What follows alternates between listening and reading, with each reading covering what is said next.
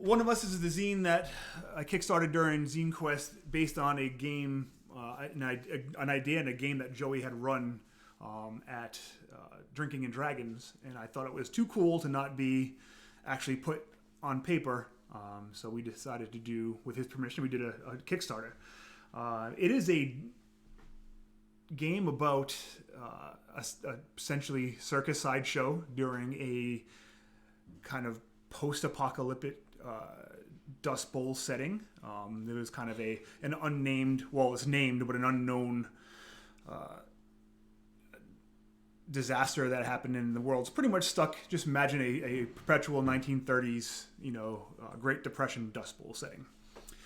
Actually, I'll read the very DCC intro that Joey wrote.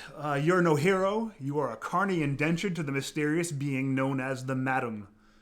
In exchange for wondrous powers and a more perfect self, the Madam calls upon you to procure magnificent artifacts as you crisscross the dusty and dangerous remains of a once robust and proud land. Cannibal hobos, shadow cults, and uncouth hecklers will do everything in their power to prevent your caravan from carrying out its mission. Grab your barbells and bullwhips and hop onto the caravan to adventure. We accept you. We accept you, one of us. So, we'll kind of get into the mechanics and the game itself once we start playing, but I'll have you guys introduce yourselves. And as you introduce your characters, we can kind of go into what they do and how they act in the game. Why don't we start? We'll go clockwise from where I'm looking to my right. So Haley, why don't you go first? Oh, good. I love being first. I am Haley. I've been playing DCC since I was about 9, so I have a little bit of experience, and I am playing Junior the Strongman. Awesome. So the strong person class is essentially like it sounds. They have prodigious might. The one thing I hate about designing things is a class like the strong person and the acrobat are kind of tied to an ability score. And I don't like classes that are either work or don't work because of an ability score, right? So the strong person's mechanics don't really rely too much on their strength score. Instead, when they're doing any kind of lifting or feats of strength, they use a D30 for their strength checks. That's not for attacks because I didn't want them to be too unbalanced during combat. And I also figure that combat is more than just extreme strength, right? There's timing and finesse in it as well. So, but whenever you're lifting something or trying to show off, or you want to you either break a door down or whatever, you'd roll a D30. You'd also add your might die in. And strong people can essentially tap into the beast. They're kind of Mr. Hyde selves to become even more powerful, but they run the risk of forever losing kind of like their persona and just falling into like this depravity. So that's how they work. Joey, give us a quick introduction. Who are you playing? Yes, sir. Joey Royale here. I will be playing for as long as I can as Salvatore, the human cockroach. He is a natural wonder with insectile limbs and a horrible stench about him that affects all those around him. So he's a real great guy to have at a party, especially in a post-apocalyptic Dust Bowl. Nice. Yeah, and Joey might have a real-world emergency where he has to cut out, and that's hopefully it doesn't happen too soon. But hey, I guess that's life. Natural Wonders are at first started off as the halfling stand-in. They are, because they are already closer to having their more perfect self in the eyes of the Madam, they're kind of the luck of the party. Their luck mechanics work like halflings do, but they all have unique mutations. So Joey's character has insect arms and this kind of like what troglodytes have that in D&D. They have that weird smell that, and that's kind of how he is. He's kind of gross. So it gives people who come close to him penalties if they don't pass a fort save. We use for the design, I use the mutations from the annual. So it's kind of cool to be able to put those mutations in play. Jim, who are you playing? Hi, I'm Jim Sketch. I am playing the amazing Quato, the two-headed natural wonder. Nice. And the second head that is located on the back of my head will be played by my lovely daughter, Haley. I'm Nice. excited to be mean to him. So Jim's second head gives him the ability to avoid surprise and also doubles up his chances of passing saving throws that would like stuff like color spray that would either blind or knock him out or sleep or things like that, or anything that would be like a mental effect because he pretty much has two brains. If Haley weren't playing her own character, I'd also thought about doing the thing where essentially you're both playing a character, but they just happen to be occupying the same space. So you would have your character, he'd have his, but they were all just one person. And on your turn you can move, and on his turn you can move. But since you're already playing one, I think playing the personality is fine enough. Because there are two natural wonders, and Joey might have to leave, I'll say that Quato is the lucky natural wonder of the party. So you're the one that can spend for everybody else. And Jeff, introduce yourself. Yes, I am Jeff. I will be playing Xandor, the snake dancer. I believe this picture here, let's make a little weatherman, yes.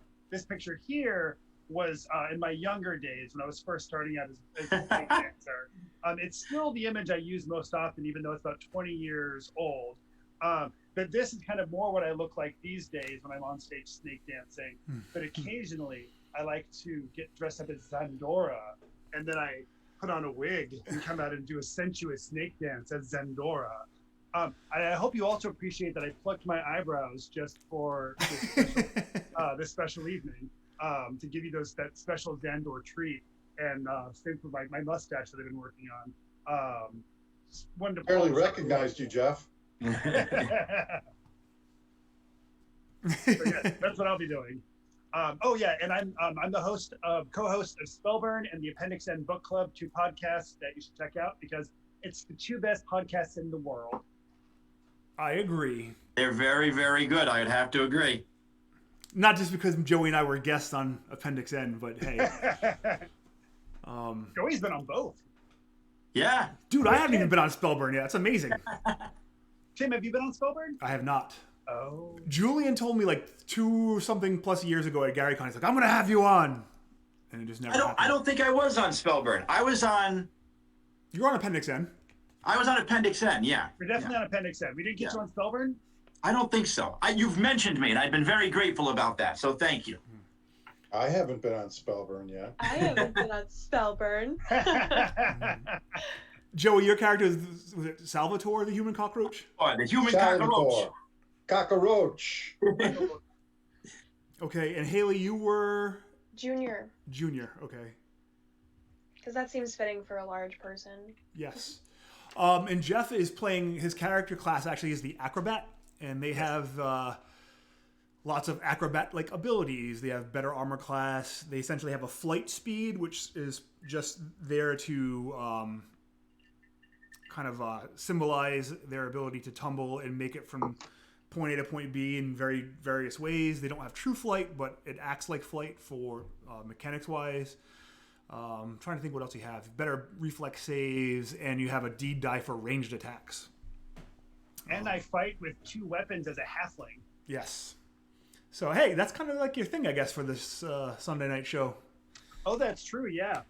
So if it's all right with you, for my two weapons, can I just have like a ton of daggers? So when I do two-handed fighting, I do it with daggers, and then I can also have like thrown daggers. Mm-hmm. Yeah, Can for I do sure. my two weapons. Yep. Cool.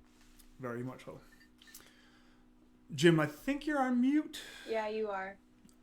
I see your lips moving, but I don't hear anything. I'll get rid of my throwing knives then. I'm really okay with him being on mute if we just want to do that. You can have multiple throwing knives. That's fine. Jim, there's no I'm reason just playing we my can have character. two knife throwers. I'll make them hand axes. Okay.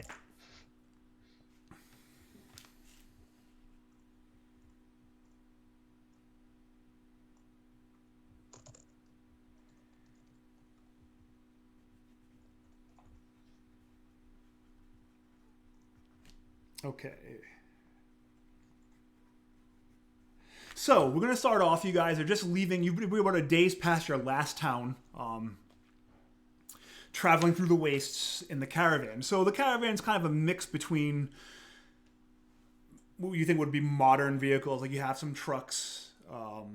There are some kind of horse-drawn wagons as well. It's not a very fast-moving caravan. And the lead caravan is always the madam's caravan. The madam is that shadowy patron figure that no one's ever seen physically. You've never seen her outside of the caravan. But she does speak to her chosen, which are you all. The ringleader, who's the magnificent Tharlock, who's an old mystic. The ringleader kind of has more of a direct line with her, and she talks to him a lot. But you also are all able to call upon her, which is symbolized by your patron die. If you don't know the patron die mechanics from Lankmar, you roll your patron die at the same time as you roll your action die. If the patron die is lower than the action die, something good happens. But with something good happening, your patron die then increases a step until it gets all the way up to D24, and then you can't use it anymore. With the madam, finding artifacts of the ancient ages or doing things for her will then empower her, and then will drop your patron die, back down again. So generally once you leave a town, you wait for either her guidance on where to go next, or is just you as a group can kind of plot out. But every once in a while, she'll send a message and say, no, we have to go here. Like, we're needed in this area, or if she senses a great artifact, right? So you're about a day's journey away when the magnificent Tharlock, the ringleader, he stops the caravan. And because your kind of main feature kind of role in the circus, you spend a lot of time with him as well. So you're there when he points out when he says, "Look, I see something there. Grab the spyglass. Salvatore, take a look out there." All right, so Salvatore jumps up, and with his cockroach arms, he tries to maneuver the eyeglass and looks out across the land. Oh, he just grabbed it from you. He's like, "What was I thinking?" And he looks up and he's like, "Oh no. This is bad." And he hands it off to, he looks, and now he sees Quado, and he hands it off to you.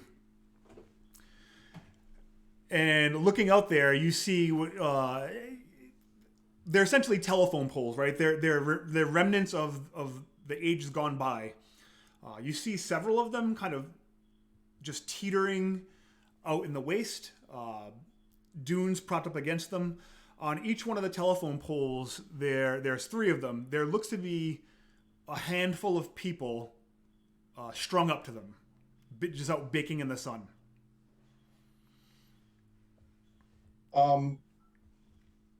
If they're baking, are they done yet? It's a normal Tuesday night. It depends. Yeah, you're not sure how long they've been out there for, but from the great distance where you can, they're still even small on the spyglass, but they don't look good. You can't assume that they're in any good shape. Well, I inform everyone what I see, and then I guess gather the chosen, and we should go ahead and check it out before the caravan goes through. It's the right thing to do. Is the caravan going to go through that way? Because if we could just go around it, maybe. Yeah, I mean, you were kind of moving in a direction that wasn't taking you quite to. He noticed it, in the distance. It's not. It's definitely not in your path. It's kind of just adjacent to.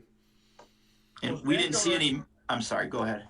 I was going to say, Xandor is very annoyed by this disruption in his routine. So he takes the cucumber slices off of his eyes, dries off his feet, because this is time for his daily foot bath. And he goes ahead and puts his fine slippers on so that he can see what these fools are up to. Yeah, you get the word that there appears to be some people who have been left hanging on some poles or old trees or something. When Salvatore looked out through this spyglass, did he see any movement at all from these bodies? Make me a luck check. Okay. That is a great way to start. That is a natural 1 + 1. Nice. Would be a 2. You saw a couple different things moving. You did see what looked to be one of the bodies which you thought was dead at first, but then it started to move its legs, like it was trying to climb, like push up on the pole a little bit. And then also, you saw a great shadowy kind of thing kind of buzzing about, like it was definitely flying, and it looked like it moved from one pole to another. Okay. Well, I relay to the party, there is movement out there, friends. Perhaps they are in need of our assistance. All right. No, Jeff, did you name your snake for Xandor? Oh, yes, I absolutely have. Let me get back to you on that. Sure. All right. Yeah, so Tharlock says, He's just got to find the piece of paper it was on. Exactly. He says, when the circus came, we couldn't leave any of you behind. It's Asmodeus. Asmodeus? Nice. Asmodeus. So I feel that it would be against our nature to leave these poor souls, dead or alive, hanging out in the desert. What say you? Asmodeus and Xandor give you entertainment from A to Z. Wow. What? Fantastic. I'll start putting my throwing knives into the bandolero belt and let's go. Grab my club and go. I'd like to make it very clear that Junior objects to this disruption, but we'll tag along. I put Asmodeus around my shoulder and I leap into action. All right. So, I mean, you say, you guys, if you have like several different ways you can get out there, there are spear ponies, but there are, we'll say like the dirt biked type things that are like stored away on the side of some of the wagons, just for this kind of thing, if that's how you want to get out there. Do you each want to ride your own? Do they want to ride double? And what are your thoughts about how you're getting these people back? Well, everybody knows Salvatore rides alone. He does, so while he's amongst his friends, he does wear this purple cape that he soaks in different herbs and flowers, so he doesn't offend too much his friends among him. Only when he needs his defenses will he cast off the robe, and that's when you get the full Salvatore stink. And everybody else can hop on their dirt bikes, but I'm hopping on my little Vespa and putting on my little gold glittery helmet. All right. So this area where you're at right now is very it's a hard pack kind of like Badlands. It's not super sandy, so the bikes won't have that much of a problem getting there. As you ride the Vespa and the other motorcycles, we'll say Quattro, you're in the lead, and with Salvatore staying behind so as to not be downwind from you guys. As you ride up, yes, you see what look to be probably 25 to 50 feet apart, 3 old telephone poles with the wires long gone, but with the cross braces still up there, leaning very haphazardly. And you see on each one there appears, on the 2 outer ones, there are 2 bodies on the one to the left, there are 3 on the one to the right, and there is a single body on the one to the middle. They look to be in various stages of abuse. Some of them look like they've been beaten up pretty badly burned from the sun. They look a little bloated and dried, almost like husky. I will definitely leap up and start climbing up the tower with one and slice off the rope.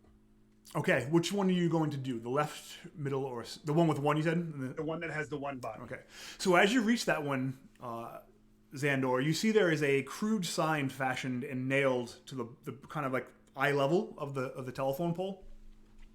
And it says, rabble-rousers and ne'er-do-wells, meet your fate.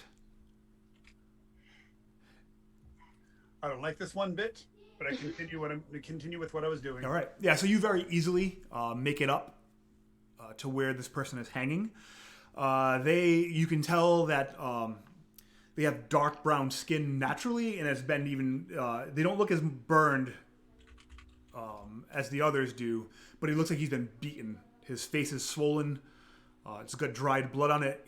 His chest is rising and lowering very slowly, labored breathing, but he is still breathing. Oh, okay. I'm also going to go ahead and cut down the others then and see if any of them are also alive. All right. So as he's doing that, so he goes up and gets the first one. What are the rest of you doing? Salvatore lingers below Xandor and catches the bodies as he cuts them down. They're working together on that. Okay. So you catch this man and you see the same thing where he looks to be in very, very tough condition. Probably on death's door, but still breathing, but just cracked lips from the sun. He has short, curly hair, kind of like a darker brown complexion.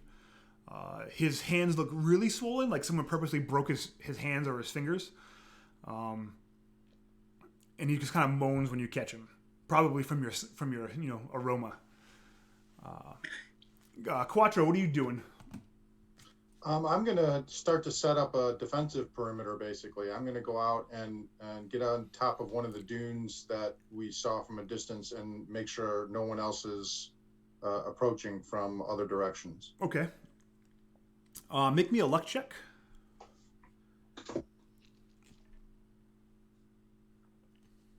Oh, yeah. Cool. 6 under my 15. All right. We will get back to that and what that means in just a moment. Haley, what are you doing?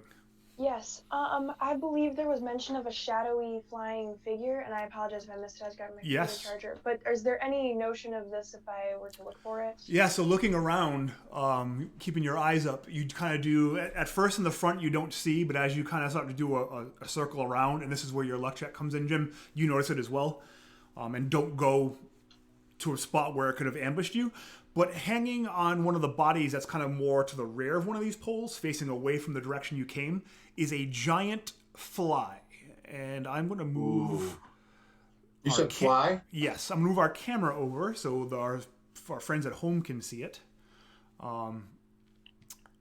But, yes, there is a greater than man-sized fly that it seems to be... And as you look at it, there is something from its abdomen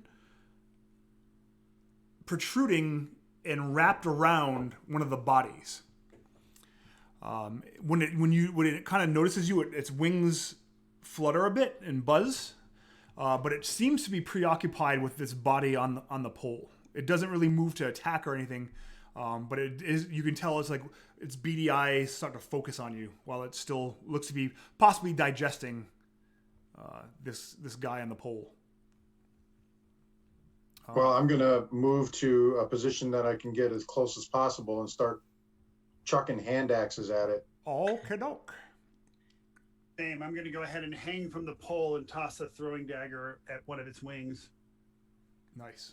All right. What I'll do is it wasn't moving to attack, but it's not surprised because there's no you there. So we'll still roll initiative, but since you guys are taking the initiative, I'm going to have it roll a d16 for initiative.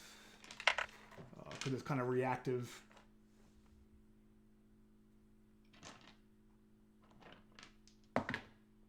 Oh, and it's not going to do very well at all. It's going to go on 1. Jeff, when are you going? Xandor favors luck above all, so he's going at 7. 7, Xandor. Way to make the best of a bad situation. Jim, when are you going? 15. 15. Salvatore? Salvatore got a 17. And Junior. Show off. Junior is going at the rockin' number of 6. Still before me. All right, so Salvatore, you're about 50 feet away or so with this person in your arms, but you hear kind of like a warning shout from your friends, and you see that Quado seems to be getting ready to start hucking some daggers at this thing, and then as Xandor notices, seems to be doing the same as well. What would you like to do? So he's gonna. Salvatore unties his cape. Oh, he puts the dying person down on the ground. He says he puts his cockroach hands together, says a quick prayer, and puts his herb-soaked cape on top of this person to get the sun out of their eyes. Okay. And then he kind of flexes a little bit, rubs his hands together, and he starts to move towards the fly. Okay. So, doing a double move, you can pretty much be there, Okay. within range, but you won't be able to attack this round. Sure. All right, that brings us to Quato. So you were moving in that direction, getting ready to I'm going right to that pole, the base of that pole. Yep. I'm going to set up my angle properly so the axe doesn't come right back down on my head. And I'm gonna take the first one out of my little bandolero from behind, kind of flip it up in my hand, and throw it at the fly. Nice. And say, "Heads up, everyone." All right, go ahead and give me an attack roll. Let's see, what does that end up being? 14. Hits it right dead on the money. Oh, 15 actually. Woo-hoo. Oh, you're even better. Let's see. 1d6. So 5 points of damage. I have a -1 because it's strength. Applies to a hand axe thrown.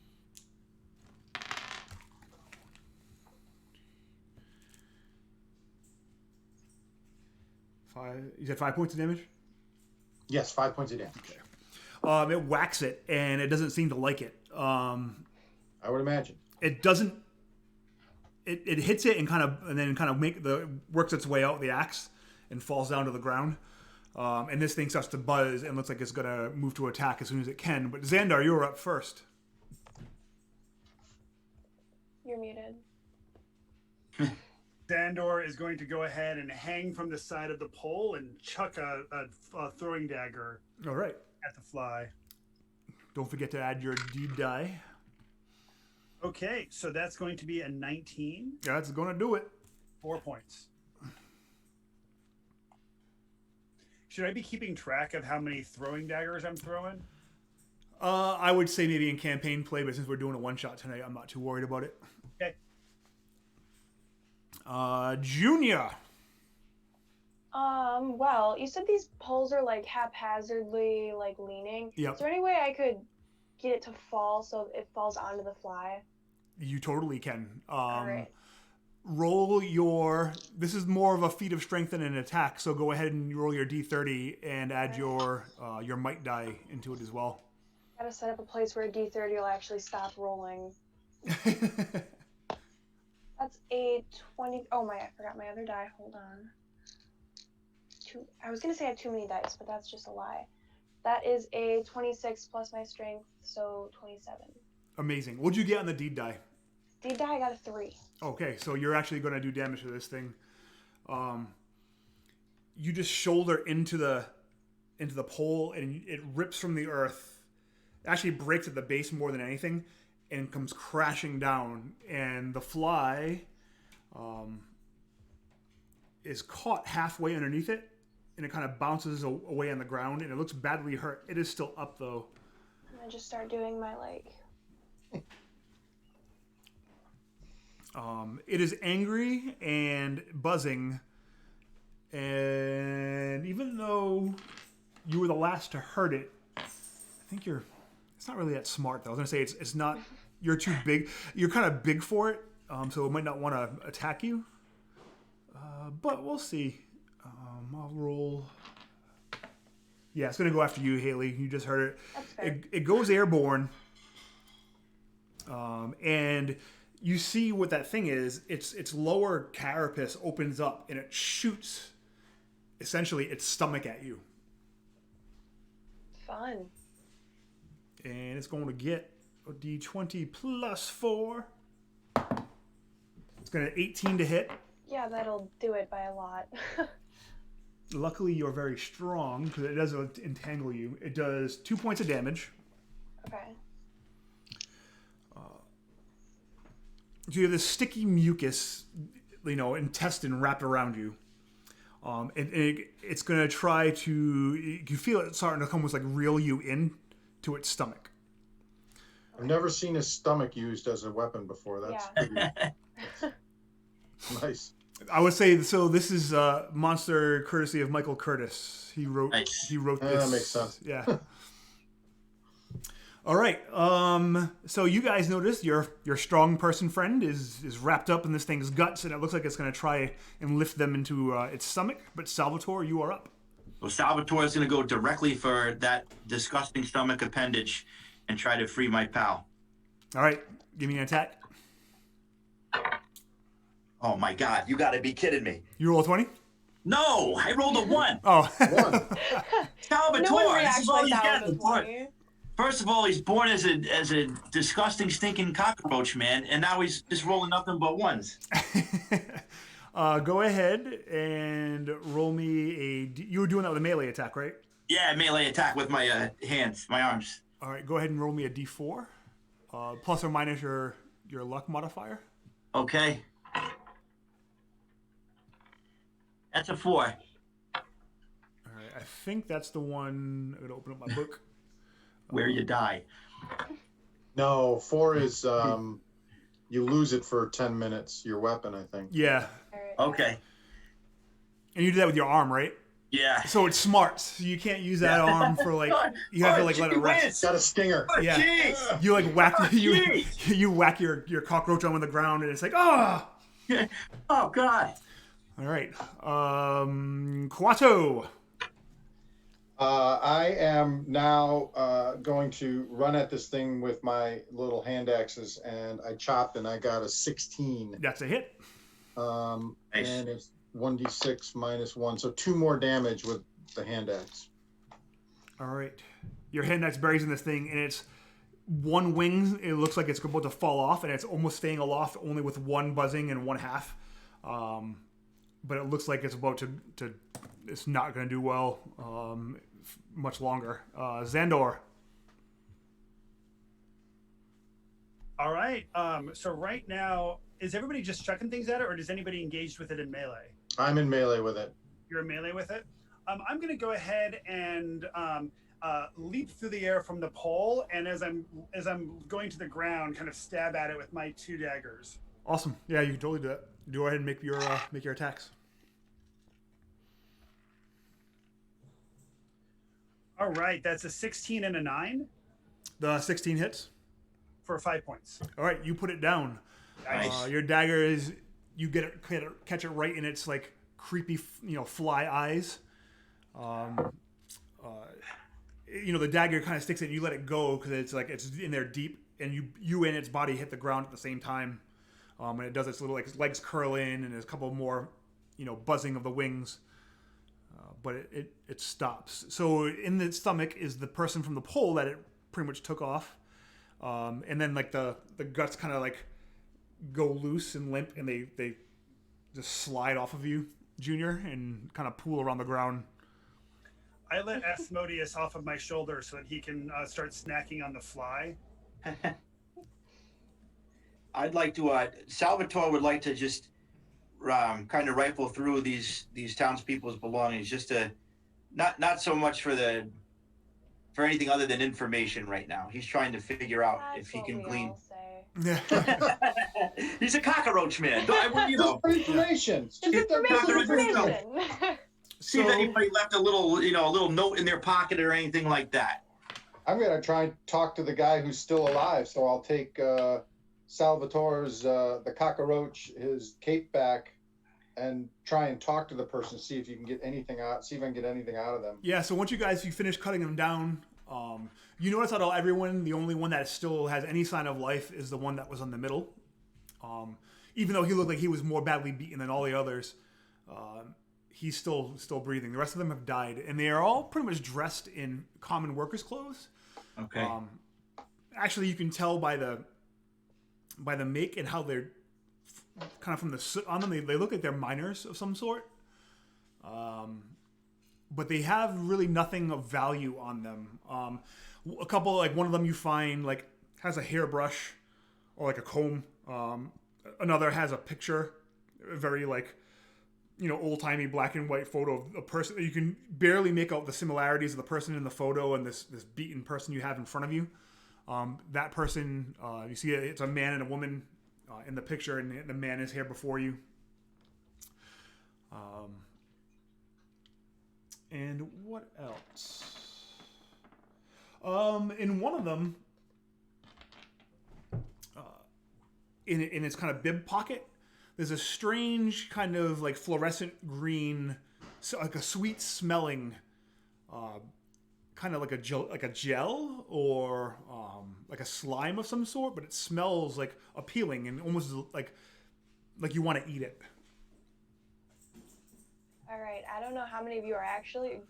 I know 2 of you from Blades Against Bandwidth. No, eating it. Xandor would never do something so gross and crass as that. Well, I'm glad we've moved past that phase. Kuano, as you're I trying, want to eat it. as you're trying to talk to the one living person, you can tell he seems to be grunting in response to your questions, but he's having a hard time like actually talking. But he's with it enough that he is he's responding to your prompts. So I'll try and do the 1 grunt for yes and 2 grunts for no. Or can we use our cockroach man as like smelling salts? You know how like when people are unconscious, you give them the little salts and then they're there. I think we just need to do that. Shock him awake. Yeah, I think that should You're work. like, poor sir, would you like a voucher for buy one get one one ticket half off for our show? Will that revive you? So that's a no. Are you from near here? So no, yeah. North? He like starts to exhale. Millhaven. Millhaven. Did someone from Millhaven do this to you? Colonel.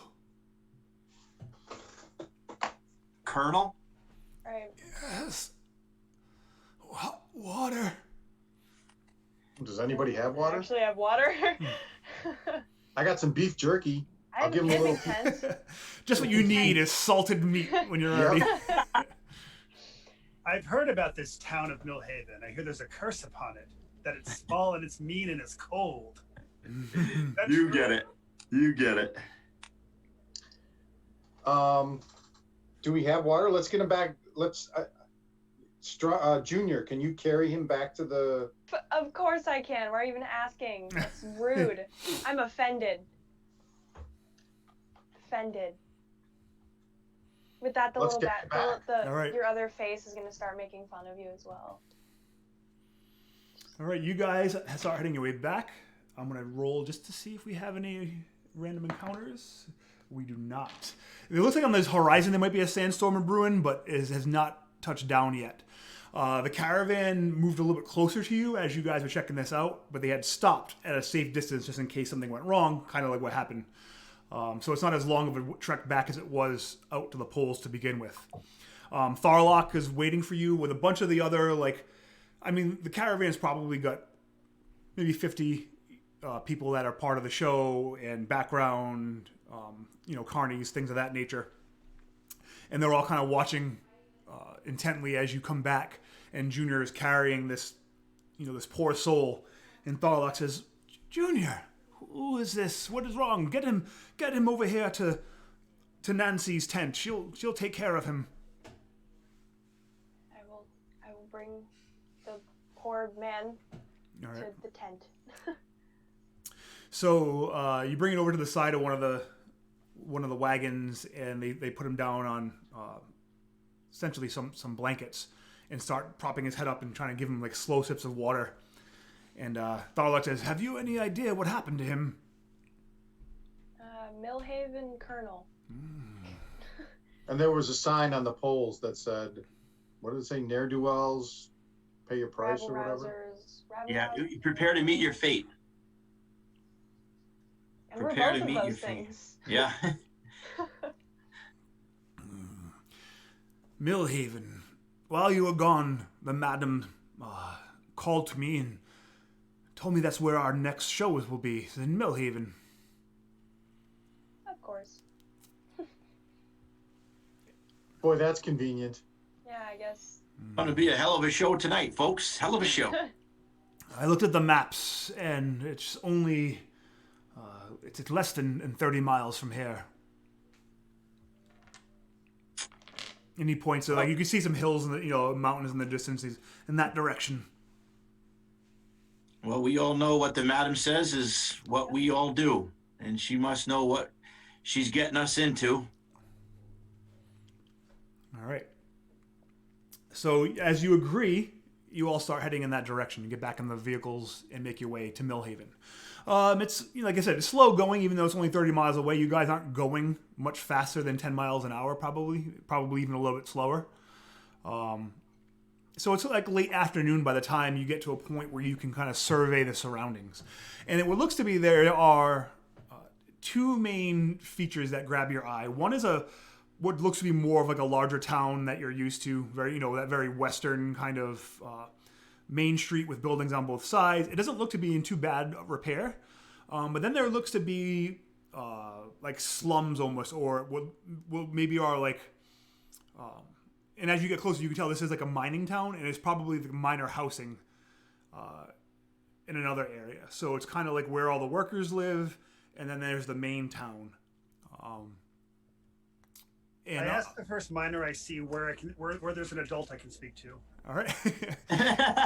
So you guys can pretty much pick, as far as locations, if you want to go to the mining, like the miner facility, or the miner housing first, or do you want to go to the main town?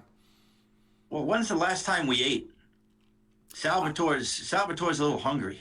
You guys have been. You have supplies in the caravan, but it's okay. you make do with what you have. It's, at the end of the traveling area, and your last show wasn't that great. So you guys probably are running a little low on supplies. Okay. So it's been a while since you had like a really good meal. You guys have eaten. You've had beans and franks and some hardtack bread, but you haven't had anything really like luxurious in a while. I think we should go to housing first, because that's probably where we're going to get the truth about whatever's going on. The main town. Hey, Junior, how hurt did you get? It's on my hand here. Not horribly. I'm still standing. I show no weakness because I am strong.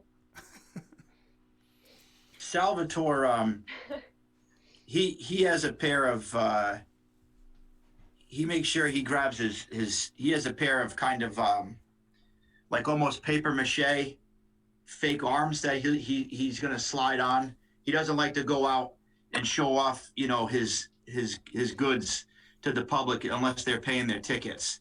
So he grabs his fake arm in a roll of posters before they head out, because he thinks it'd be good that, well, he says to the party, hey, you guys saw the signs.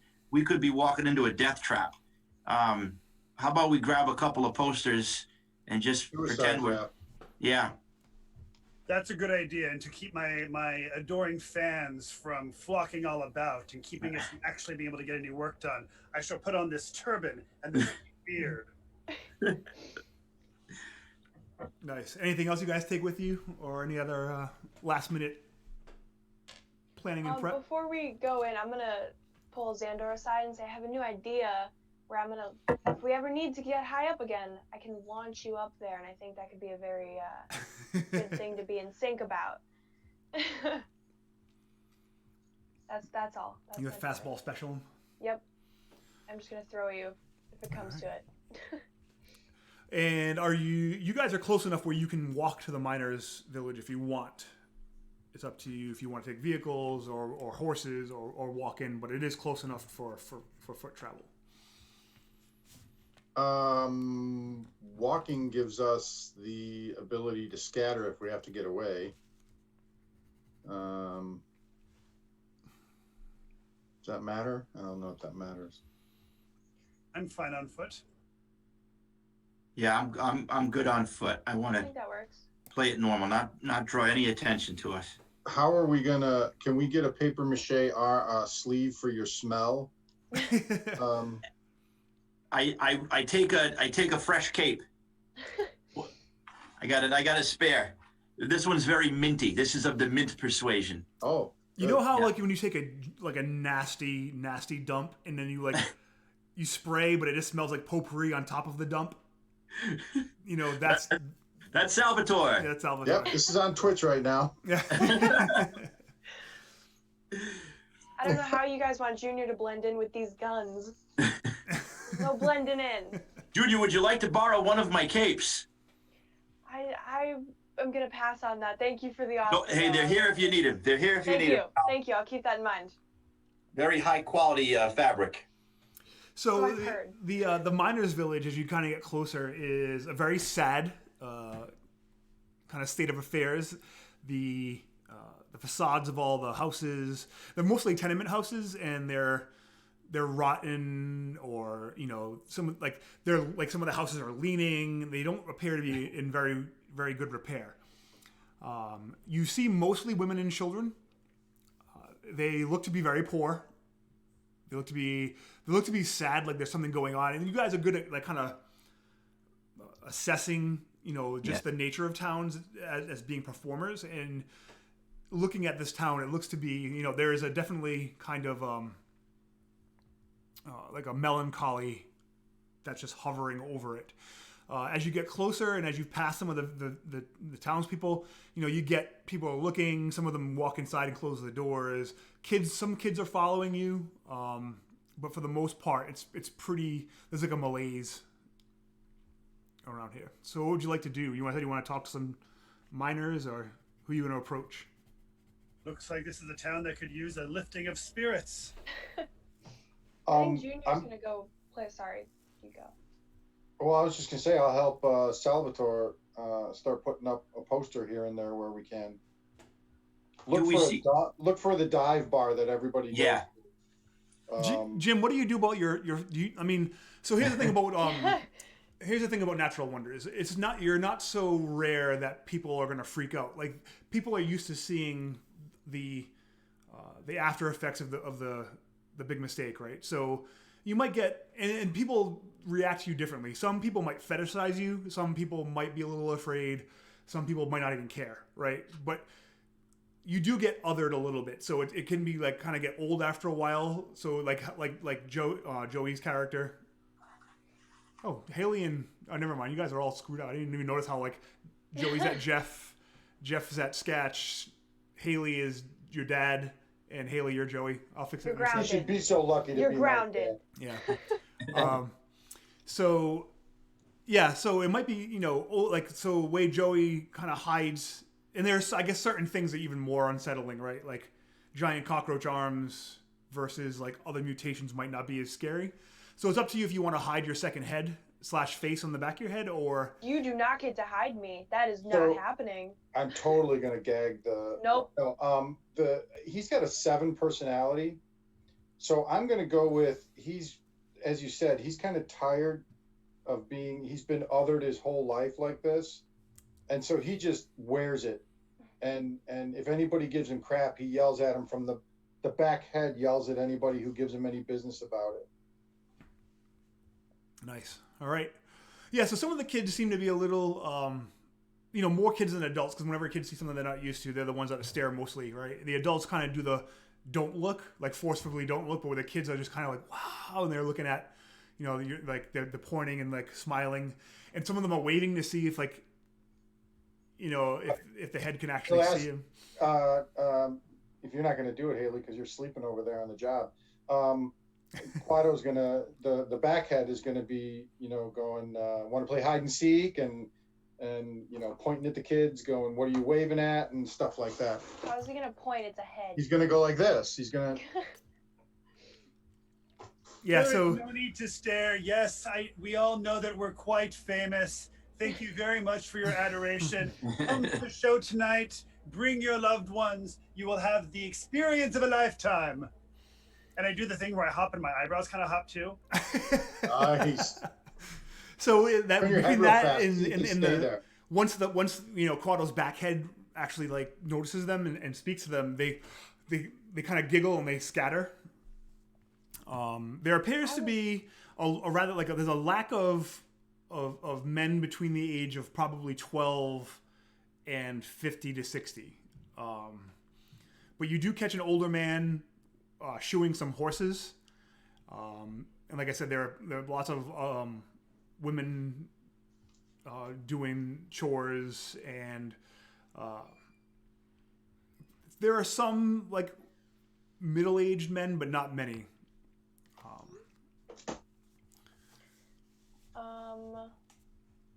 I was gonna see if Junior could go to the kids and like, you know how kids are like interested by anything. If he can like pick them up and like toss them, if that will like win their favor.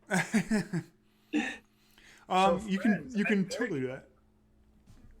So, friends, I'm very concerned about the lack of menfolk. Should I go put on my wig as Zendora? That will surely bring them out.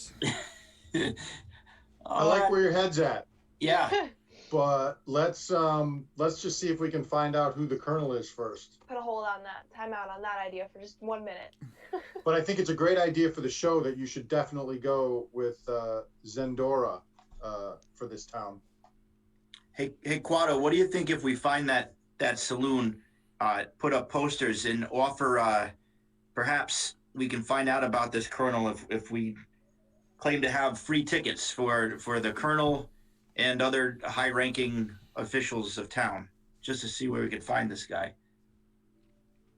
I think that's brilliant. So yeah, I guess I don't know who wants to come, but Quado and I are going to start. Well, we're going to ask permission first in the bar if we could we paste a quick poster or put a poster in the window and say, oh yeah, by the way, we hear great things about the colonel. We'd like to offer him some free tickets if we know where to find him. All right, and you're doing that in like so in the miners' camp in the village area. There looks to be like kind of like a building that is a meeting place / saloon. Yeah, kind of like a common area. Yeah. There's a proper saloon in the main section of town. It's up to you if you want to do it in the main saloon, or do you want to do it in the kind of like the miners' common area.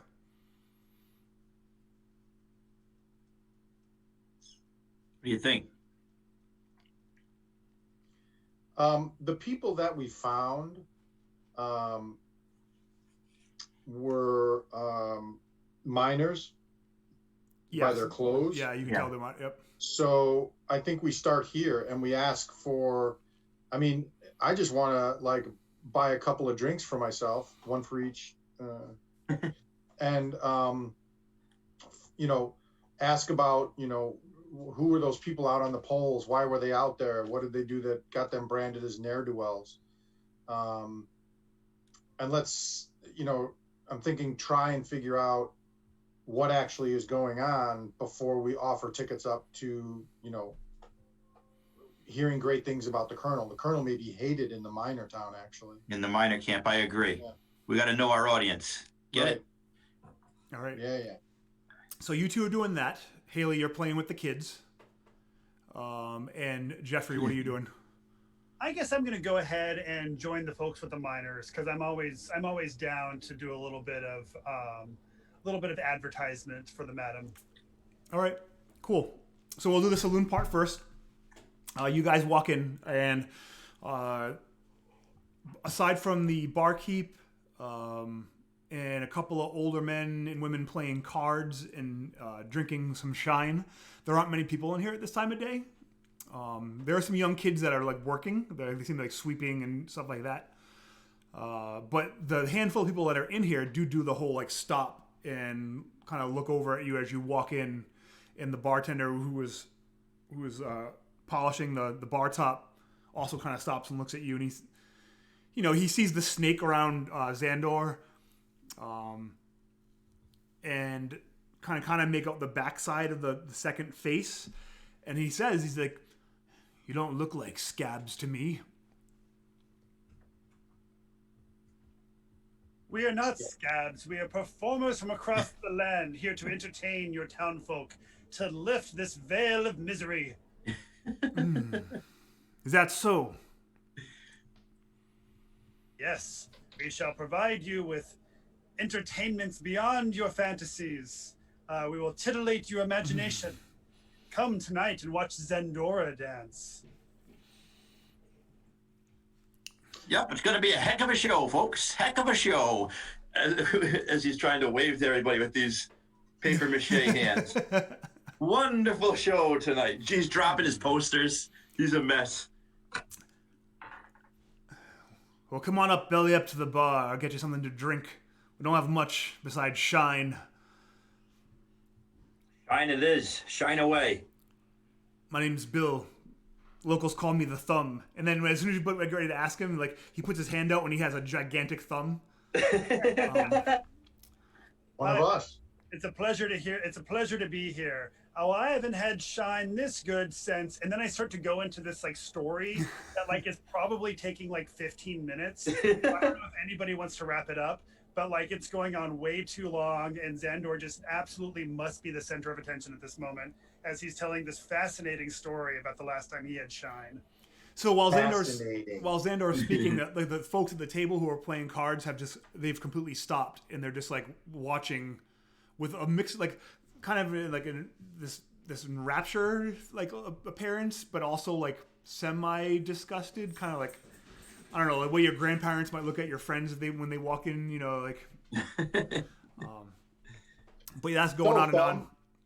So, Thumb, what's this about scabs? The mine, the Fundo mine. We have a strike going. What's Fundo? What's Fundo? You never heard of Fundo before? Oh yeah. Fundo. We heard all about Fundo. They do the mining for what's that stuff called that Fundo does the mining for? No. We mine for Fundo. Yeah, right. Fundo. Fundo's that good stuff. That's what all the kids enjoy. Is that the green stuff? I've had my days with Fundo. Fundo's the green stuff. Yeah, it is. Yeah. Smells real nice. Yeah, smells great. What do you do with the Fundo? Well, the last time I had Fundo was when okay, Xandor. Hey, Xandor, here's a poster. Thumb, do you mind if we put a poster up in your place? He said, well, mostly you eat it. It can be refined. People use it to trade because it's so good. But yeah, the miners are on strike. Most of the menfolk have locked themselves up in the mine themselves and are securing it. So I don't think your show is going to do very well in this part. Sorry to say. It's unfortunate. That's unfortunate. Well, who's against whom are they striking? The Colonel. The Colonel. Cheap bastard. Benedictine folks working us harder for less. And then did the unspeakable. He took old Joe Haglund, who was came to town and brought smiles to people's faces with his guitar. And he didn't like that very much. Oh, jeez. Don't we still have a guy? What does Joe Hagorn look like? So he describes he's got like kind of like dirty blonde hair, kind of like olive complexion. He doesn't sound like the guy that you have. Was he any of the No. other people that we have? No. Okay, so we haven't seen Joe Hagorn yet. Okay. Did we bring that guy with us, or did we just leave him? He's still being taken care of in the. Okay. Yeah. In the caravan. Well, we found some folks out by the old telephone poles, but they were in bad shape. Are those miners? Were those miners? He looks down and he says, Colonel made a example of them. They were the ones, along with Joe, who organized the strike.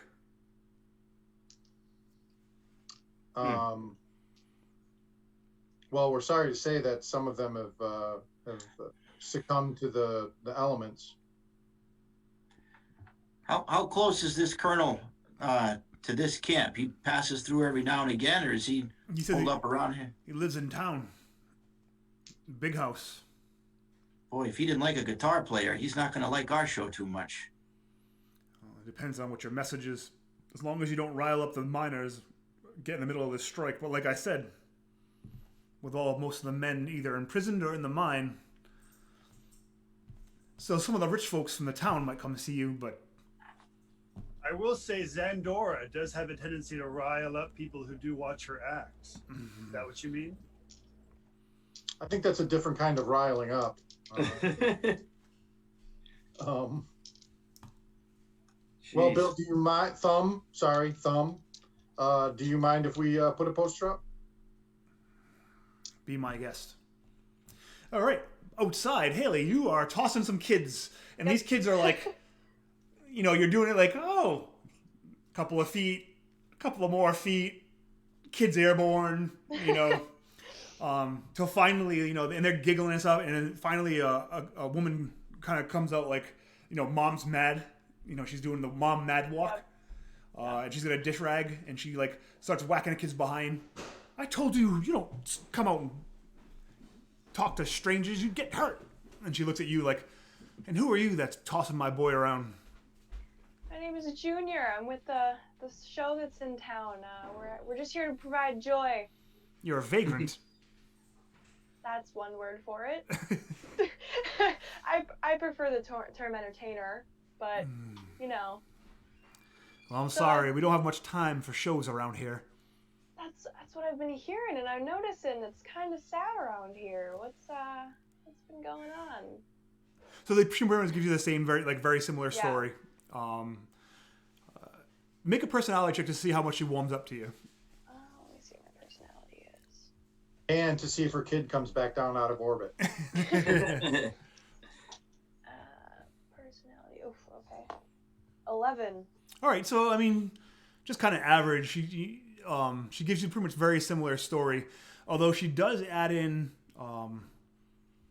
one particular piece that the guys inside didn't. She says, "If I were you, I'd get out of here quick because there's gonna be a brawl happening. I heard the colonel found some strike breakers, and they're gonna move in on the mine." Sounds interesting. Well, okay, thank you. So she polices up the kids and kind of like shoos them back home. Because kids are always brutally honest, right? Like kids have no filter. Are the kids gonna tell me anything different if I manage to? So yeah, one of them tells you that before his daddy locked himself in the mine, they had said that they had one of the shafts had collapsed but opened up a new area, and they said they found something real kind of interesting down there. But they interesting. I'm not there. Yeah, they don't really get. The kid doesn't really get into detail. But their daddy said that it was like it could have changed their life forever. All right, I'm gonna give the kid one last toss into the air and then send him home. And then walk away and see where he falls. All right, see you later, everybody. Yeah, good talk. Thanks for the info, kid. So you guys put the sign up, and you all kind of meet up again on the porch of the saloon. What would you like to do? Like I said, it was already kind of late afternoon by the time you guys got here. Let's say you maybe spent an hour jacking some jaws and drinking some shine. You see some of the people eating, like some of those old folks finally got had a bowl of like that fundo, and they had like raisins on top, and they were, eating that. Guys, and what do you think? Like, the madam sent us here for a reason, and she hasn't done us wrong yet. She took us in when nobody else did. And you know how she operates. I suspect that whatever she's looking for is whatever they found in the mine. Yeah. Either that or she's simply here to have us raise their spirits. She senses a great sadness and ennui amongst these folks. So here we are to make their day all the brighter. It would be quite a show if we got some of those miners out and then put on a rabble-rousing performance. Absolutely. I don't know about the madam, but I sense that we're going to get jumped if we're here much longer. I don't know. I'm thinking about taking the risk and going up into the saloon in town. That's where all the rich people and that's just, they're not going to accept us like these people will. we know that the colonel's going to move. Did Bill the Thumb tell us tonight they're going to move in? He didn't give you a time frame. They're just fixing to move in on him. Yeah. There's gonna be a brawl soon. This just seems like, as much as I love brawls as much as the next person, but is this our place? I'm thinking we don't set up the tent just yet. We should go back and tell, what's the mystic's name? Tharlock. Tharlock. We should tell him to hold off a day. We should explain to him what's going on, and then we figure out if that's where he wants us to go to the mine. Although, if the colonel does move in tonight, our odds of getting, if the madam does want us to get whatever's in that mine, our odds of getting that drop way lower because he's not going to be as understanding or let us through maybe like the miners will. So what I hear you saying is we have to go kill the colonel. I mean, yeah. That fundo must flow. Yeah. Or we could try and sneak it. We could try and sneak into the mine.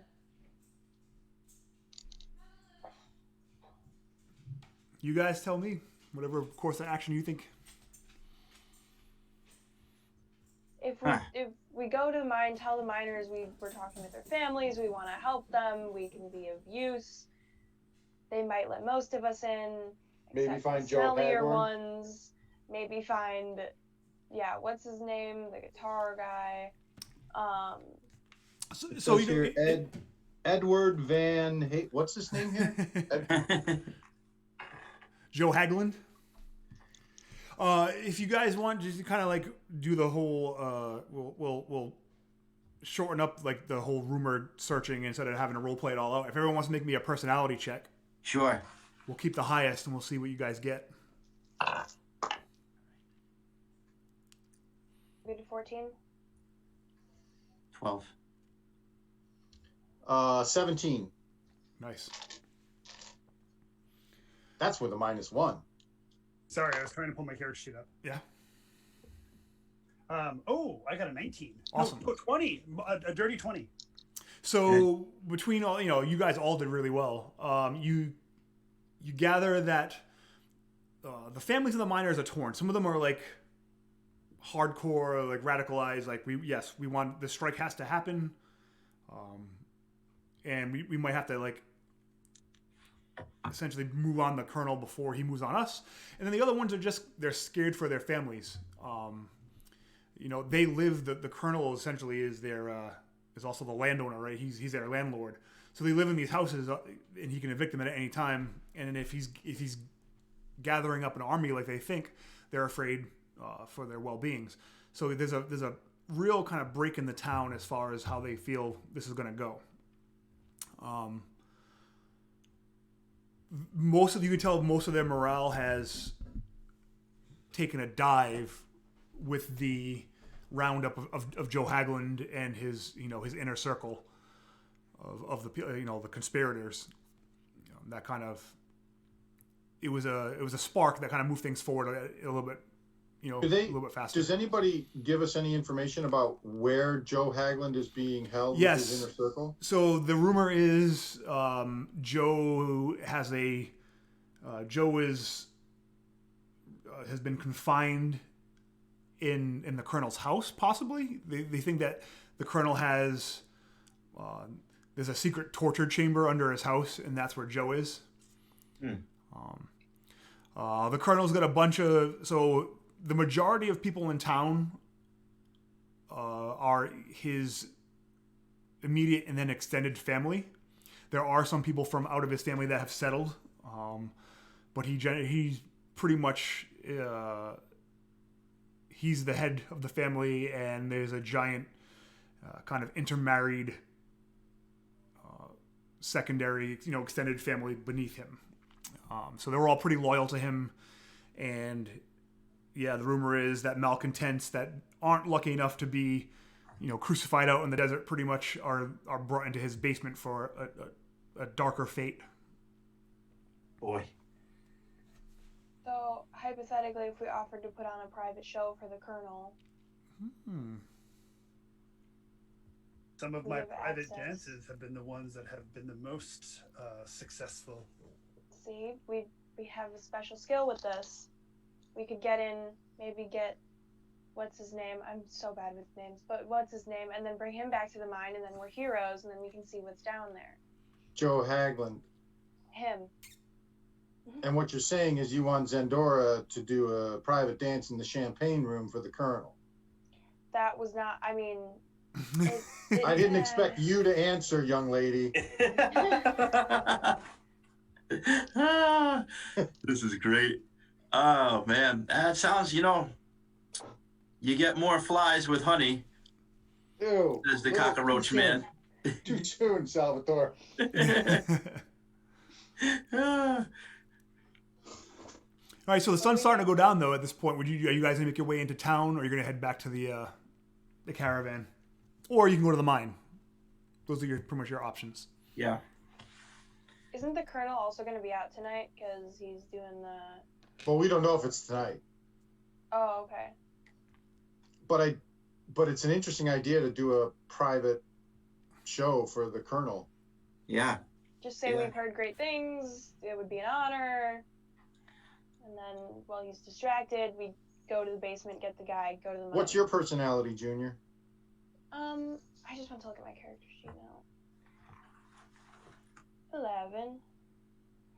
11. Salvatore? A nice even 10.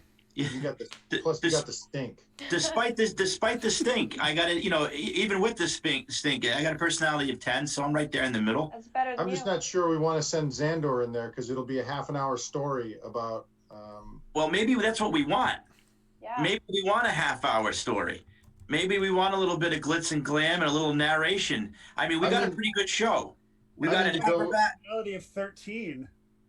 Yeah, I think Xander's our best bet. How's your agility? What did you say? Your agility's 13? My personality's 13. Oh, I see. I think as much as none of us would like to admit it, that's our best bet. And I'm a very lithe agility of 12. Okay.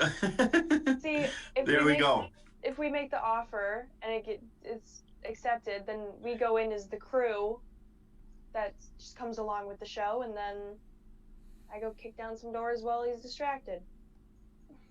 We have a nice buffet of talents that we could put on. This is a pretty rich mix of performances we could put on. Nice. All right, I like that idea. So you guys gonna... Who do we go to? We go to the saloon and tell them, we're looking to give, we're here to offer, and see where they send us? Or we just go to his front door. I assume it's going to be the biggest, most extravagant house possible.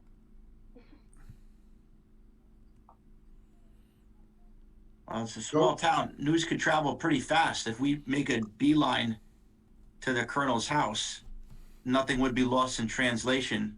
I don't know. It's up to the crew. I'm good with that. No, you guys are right. Let's go. Let's go find the biggest house we can. All right. So when you guys head into the main part of town, the reactions are much less inconspicuous than going into the mine. And you have an idea that it's not even just because of any of your mutations. It's just because you're kind of second class overall, right? There are some very finely dressed people making their way from storefronts. There is a much more garish saloon where there are more people that seem to be enjoying their evening libations.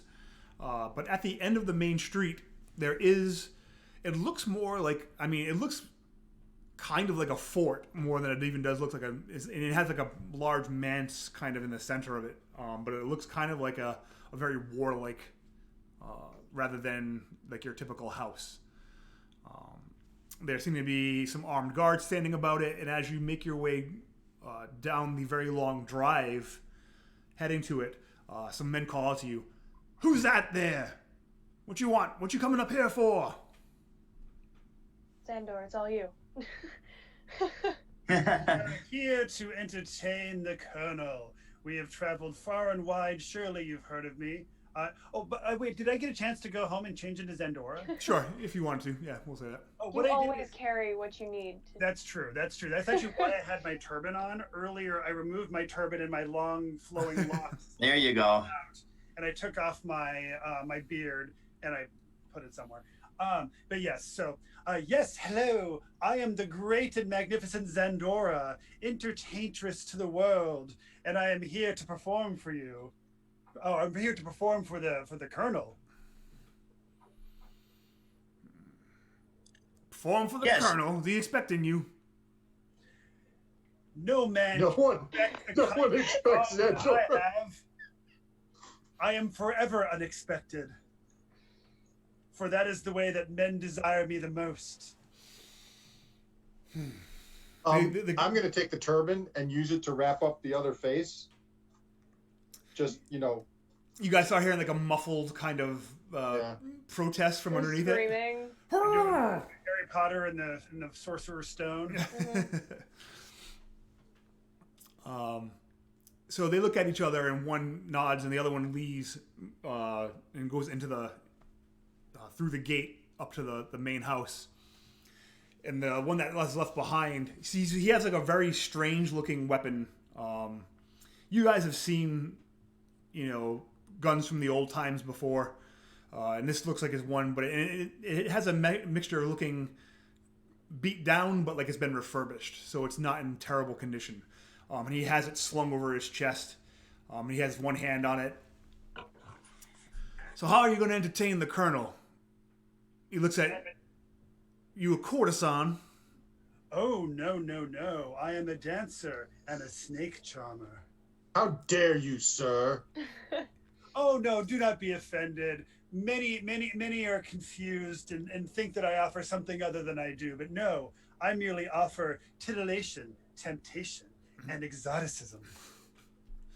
And what about the rest of you? We should know what this one's going to do. Well, we're here to keep the crowds back because once she starts dancing, all hell breaks loose. Salvatore unrolls one of the posters. See, we're a very famous traveling company, and every time we pass through, we always try to figure out who's the big cheese. And once we find out, we do like a complimentary show. We do all of our special acts for the local hot shots, and then we save some stuff for the people down below. But we want to give you guys the good show tonight and get us warmed up for later on.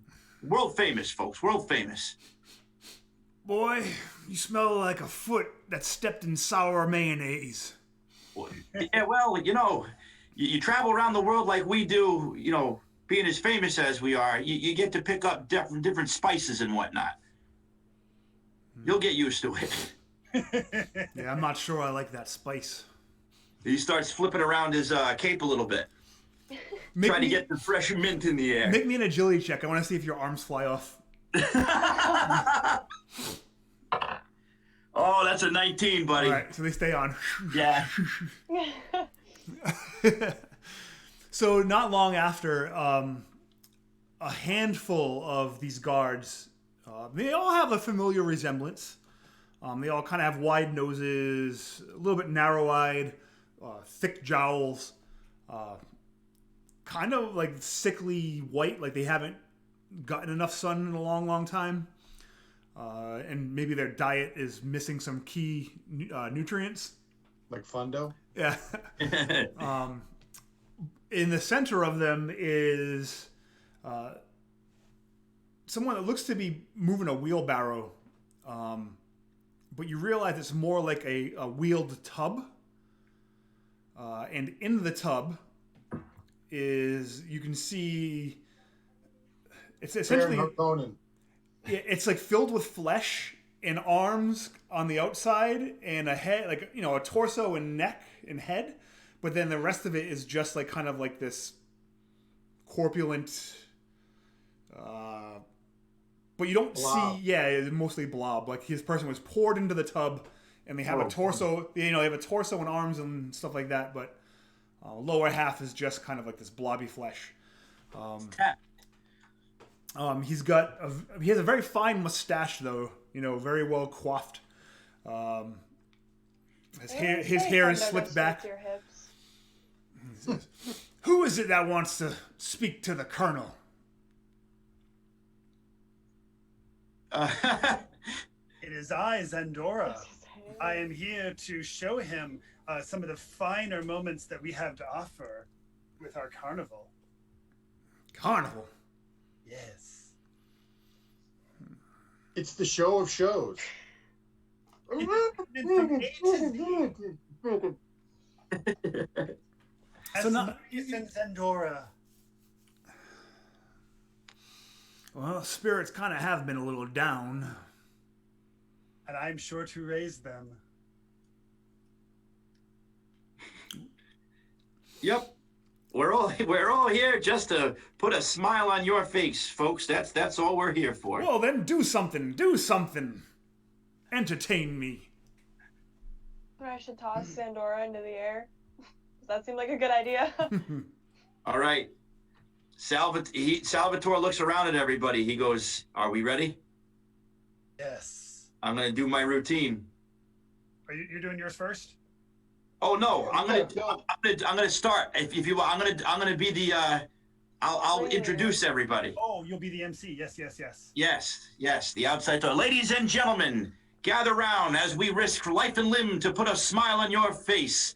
Freaks, wonders, and human curiosities are all here, real alive on stage, willing to put it all on the line just to please you, the Colonel and all of his men. First off, the amazing two-faced man, Quato. Take the thing off, walk 20 paces out, turn around, tell them, hold up 20, however many fingers you want, and I'll tell you what it is. Take a little cap gun or a pot, that's got little cork in it or something that I use in the show, where I can shoot a little target over my shoulder because I can actually see both ways. Nice. Whatever I can do to kind of make it amazing. You see the Colonel's clapping. He's like, "You see that? That man's got another face." That's all for now, folks, and then wrap the head back up. So okay, ladies and gentlemen, next up, a study in human perfection. Junior, do your thing. All right, with that, I'm actually, how big does the Colonel's tub look? Does it look biblical? That's not the Colonel.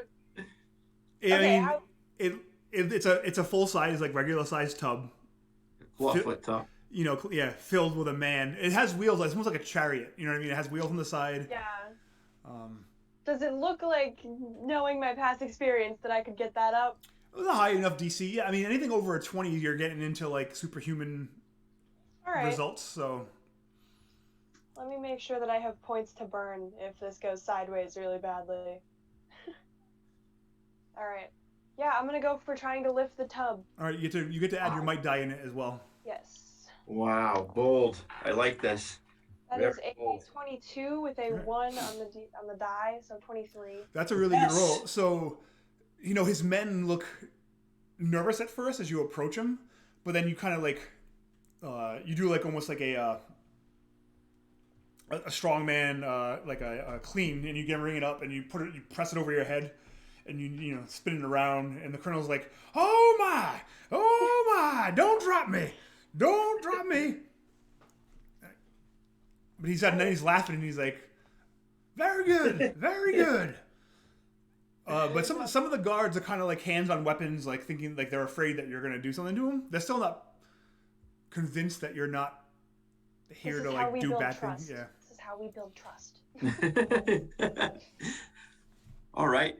And then I'm going to give a wink to Xandor, and he knows that's all right, here's the setup.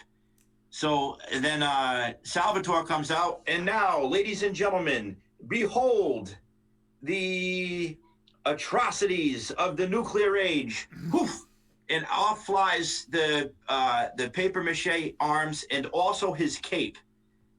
So the smell really comes out. And according to my sheet, people around me have to make a D12 fort save or be sickened for 1d4 rounds. They get a -1 to all actions if they fail. So I kind of want to This is kind of like my smoke grenade before Zandora does her thing. All right, so I would say 3 of the guards are close enough, and the colonel. You said DC 12?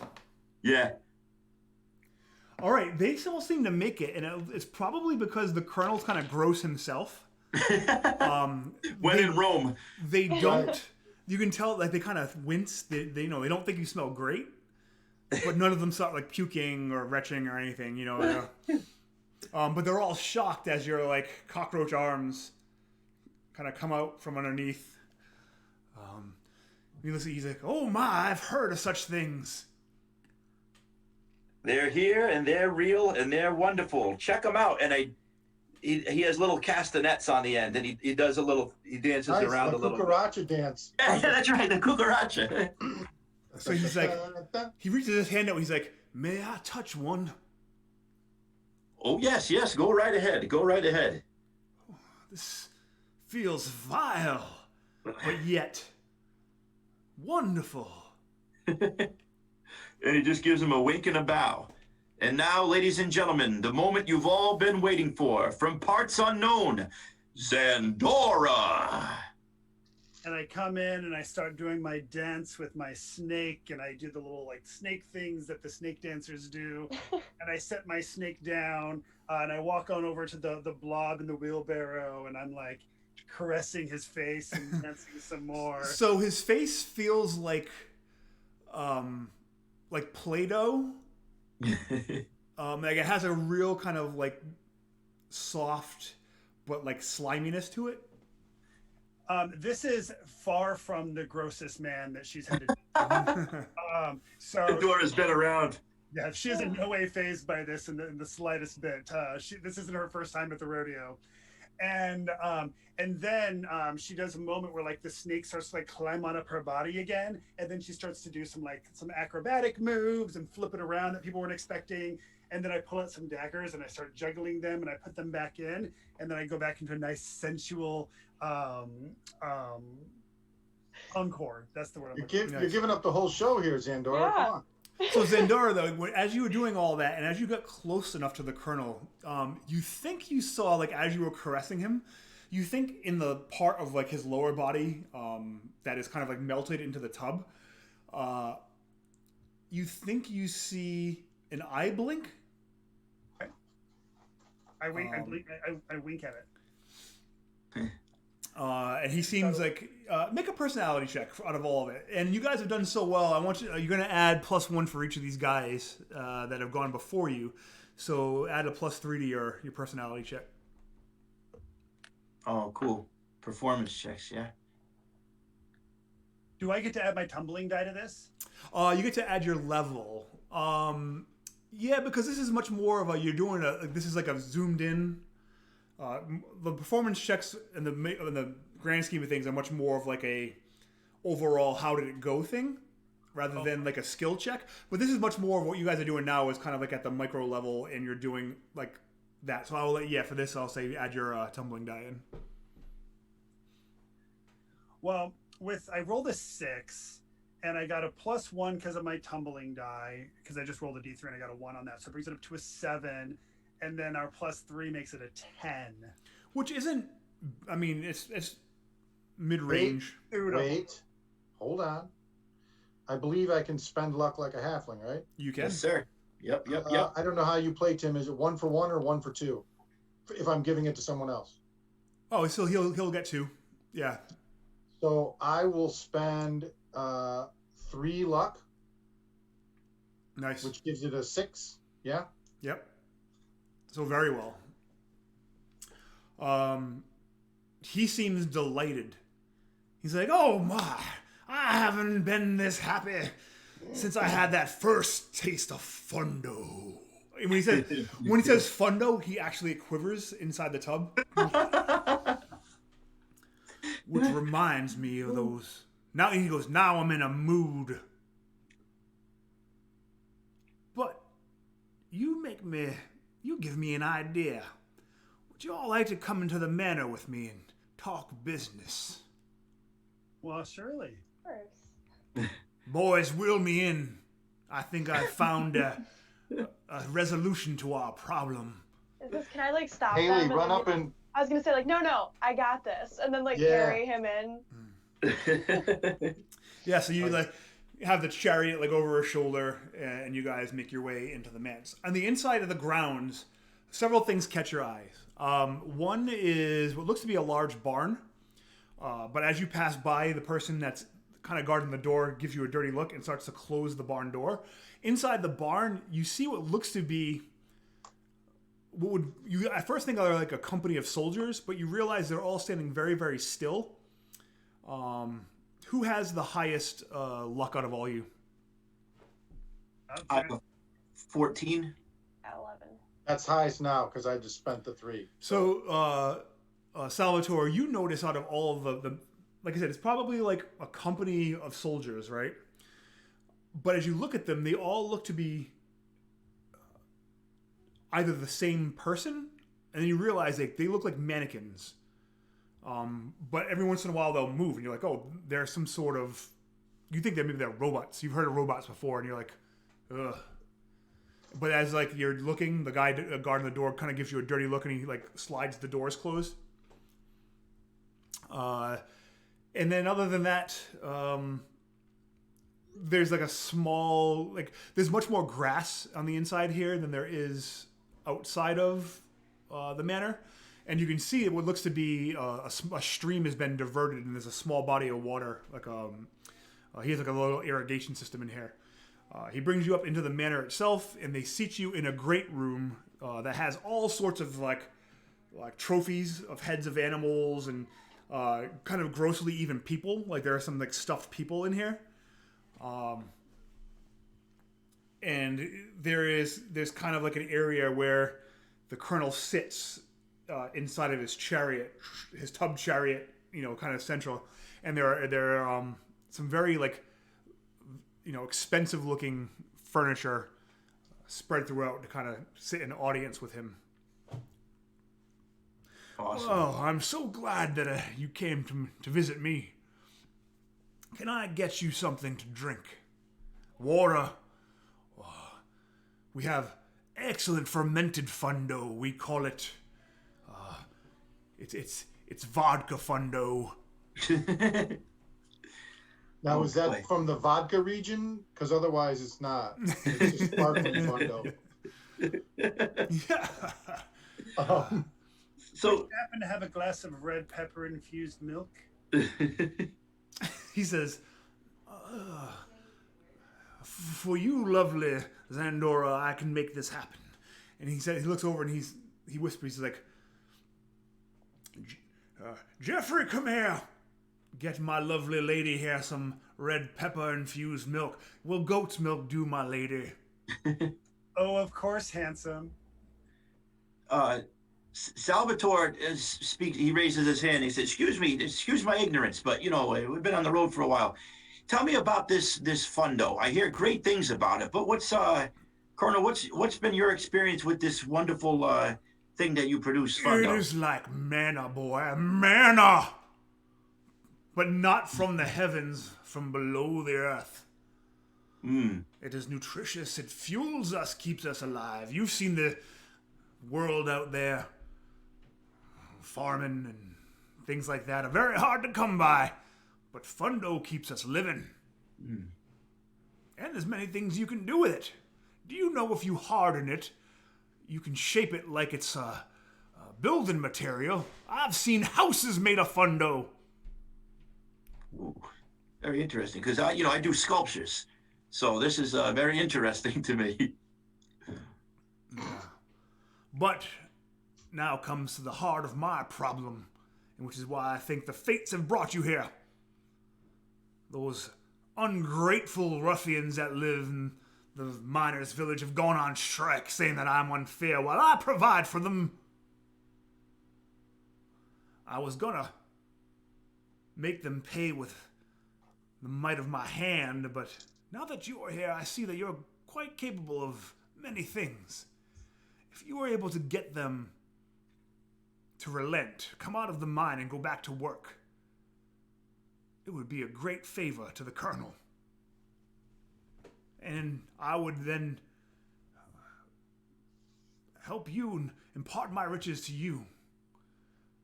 We have maybe a great gathering, and we'd all come to the show. But I can't be seen being weak, so I need you to do this in secret. Well, Colonel, we've spent we've traveled the world, and we always bring the people together. I'm sure we can do this for you as well. This is just another day in our lives. What drove them to lock themselves in the mine? Yeah. They said that I was unfair. I was not a good steward for them. I didn't pay them enough, that I took the fruits of their labor and left them in squalor. Oh, Colonel, how could anybody say such silly things about you? I agree. You know, it's always good in these situations, Colonel, an olive branch. What do you think we could do to sweeten them up a little bit? I mean, obviously we'll put on a nice show. Clearly you have plenty of men at your disposal. Wait, let's go back again. What is, I don't know this phrase, olive branch, what is that?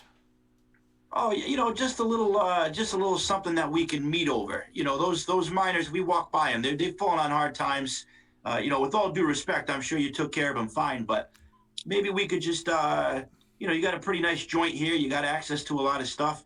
Maybe just a little premium, a little novelty that we could, something sparkly that we could, you know, sweeten the deal a little bit with them down there. I have given them enough. I think sending you as my doves of peace should be enough. All right. We agree 100% with that. Our only request. We have been traveling for so long. Do you happen to have a spare room or two that we could stay in? Oh, it's a nice idea. Make a personality check. Oh God, why am I doing this? That is an 11. I'm sorry, if you had tents and would wish to maybe pitch them outside in the yard, that's the best I can do. Although there is room for Fair Zandora.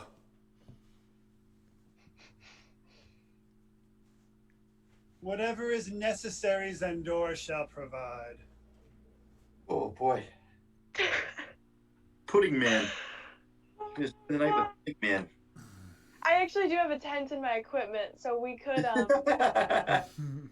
we could pitch a tent out front. Well, why don't we? Yeah, we'll do that, and then she distracts him. Act like it's our normal thing. Like this is we pitch this tent and this is where we sleep. sleep. This is our tent. This is what Yeah, we we do. sleep under the stars. We're rambling people.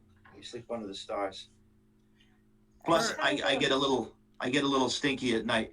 Very well then, I will see that you are fed, and then we will allow you to set up camp for the evening. We were going to kill them miners tonight, but now that you're here, I'll give them one more night, give them one last chance to relent with you talented young people bringing the goodwill of the Colonel to them.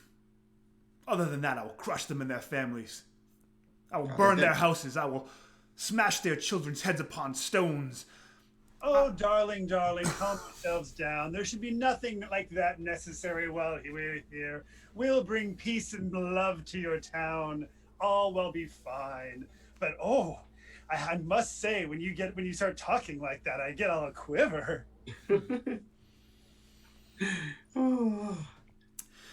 So he ends up, calling to one of his sons to bring him up into his, to get ready for supper. He says, take this time to clean your cells and set up camp. I'm actually going to interject and say, you know what? Why don't I take him?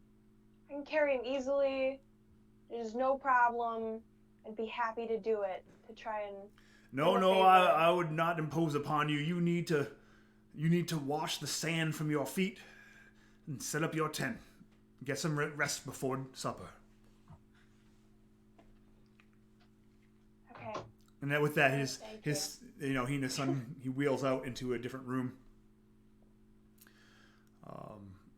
and some of the guards that they escort you / lead you out into the yard, which is a good sized yard. There's a nice spot to set up the tent right next to the little stream. So, Tim, when they're starting to escort us out, I'm just going to kind of act like I'm scratching my head, and I'm going to pull the turban apart just enough so my eyes can see behind me. And what I want to do is just, when people are leading you out, they're not thinking that you're looking directly behind you. So I just want to see if there's anything I can see when we turn through hallways, like people guarding a door or something like that might be, Yeah, you notice that there is, like, down the hall, the main hallway. Right. At the very end, there is a door that has 2 armed men sitting in chairs. They're not just like standing at alert, but they're kind of sitting next to each other. Right. But they're definitely like positioned outside and guarding that door, you think.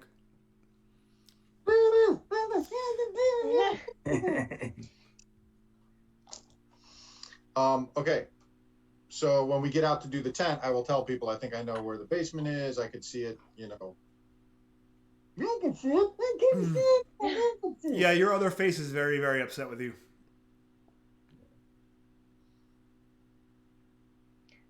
All right, so I think.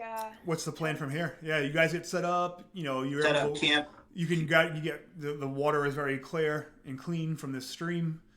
What time is it about now? It's well after probably 6 p.m. It's okay. It's and at this point where you guys are, it's dark. It's like twilight. It's got that purple haze, over the sky. Maybe. And through my mind. Yeah. Let things settle down a little bit. Xandor, are you inside or are you with us? I believe I'm with you guys because it sounds like you dismissed all of us. Okay. All right. Now's a good time to come up with a plan. Yeah. How are we going to get into that door? Well, there's one of 2 possibilities, and one of many possibilities. A couple of them are that Xandor distracts people while we try and get in that door. One of them is that we distract people while Xandor goes in that door, and if Xandor gets caught, he can always talk his way out of it. Sorry, Xandora right now, because if Xandora gets caught, then she can always talk her way out of it because she's Xandora.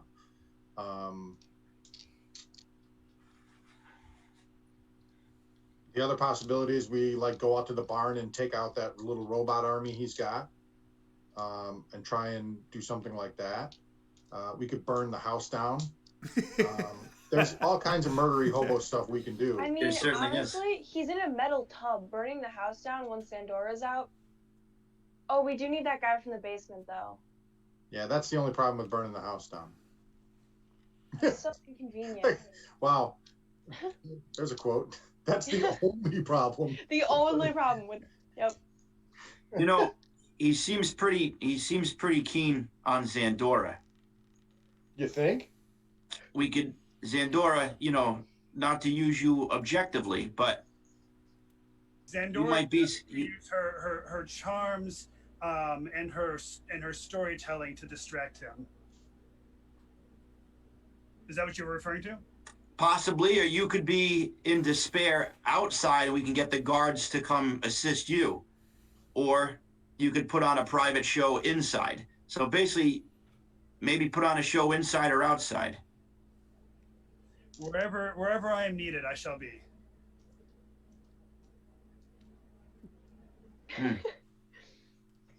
All right, I think we could get inside fairly easily enough. I think getting to that basement door is going to be the problem because we have to do it quietly.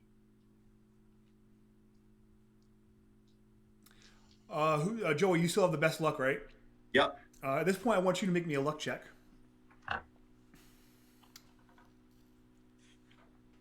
That's that would be a 5. All right. So the dinner bell rings. They actually are setting up. There are tables outside that they have dressed, and they have some sort of creature in a serving tray. It looks like a pig, but it could be some kind of weird, mutation.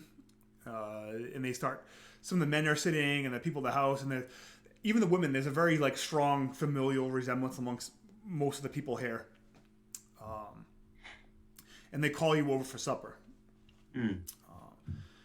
Just to kind of fast forward things. Supper's going. You guys making small talk. That luck check was because about For the 20. record, Dora never makes small talk. She makes very long and large talk. Nothing small about Zendora talking. Actually, in one of the middle of Zandora's stories, in which the Colonel sits enraptured, listening to, you hear shouts, and you hear someone yell, "We're under attack!" And as your attention is brought towards the front of the yard where the gate is, you think you see flames kind of dancing, and they're moving at a pretty high rate of speed. And then you realize what's happening is there looks to be a wagon. The wagon is on fire, and also the train of horses that are pulling it are slightly on fire, and they're charging towards the gate. Before it reaches the gate, you all can pretty much do one thing, and then the horses and whatever's happening there will happen. I'm sorry, the people and the horses all seem to be kind of on fire? There's no people on it. There's only there's essentially an unmanned wagon that's burning, and there seem to be barrels maybe in the back of the wagon. That is burning as well, and the horses have flames looking off them as they're just kind of, terrified, running towards the gate. Haley, pick up the Colonel and throw him into the wagon. Oh, I was gonna pick him up and bring him inside so that I'm in good favor. All right, into do safety. That's my plan. It's like I taught you nothing. Once you're inside, it's easier to kill him without other people knowing. You think ahead in your murders. All right, so you're gonna pick him up and you're moving towards the house. Yes. Okay. Zandora's going to stay close to the two of them. All right. Quato. I'm going to try and figure out, because the other head is going to be kind of looking around to see if anybody else is watching me, and if they're not, I'm going to kill any guard that's like near me. Yeah. Like just try and do it surreptitiously, like this happened during the attack. Okay. Yeah. Well, make a luck check to see if you can get away. If there's if the coast is clear or not. Oh yeah, I got a 9 and I'm still at a 12. Yeah, so you have good. the ability to attack someone without anyone else noticing. And Joey. That's a Geez. 13 against whomever. Yeah, similarly with my cockroach arms, I'm going to try to grab the closest guard and squeeze. All right. Make an attack roll. 16. All right. So the both of you are able to get someone completely off guard and essentially assassinate them. And you think, luckily with the eyes behind Jim's head, you can tell like no one even like everyone's focused on the on the fire and the horses. So you pick up the Colonel and you and Zandora are running Junior towards the door, and just as this happens, you finish assassinating these two guards. The horses get to the gate, and whatever is in those barrels that are on fire explode, blowing a hole through the gate and the fence. And then there's kind of like pops of gunfire that follow.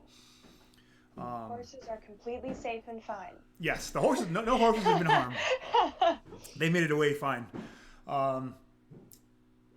So you guys get to the door. Joey and Jim, are you staying outside, or are you now going with? No, as soon as I assassinate, then I'm going to turn and run to the house. Okay. Yeah, I'm with him. I'm with Quato. All right. So also with the two of you, with the Colonel, are 3 of what look to be his sons.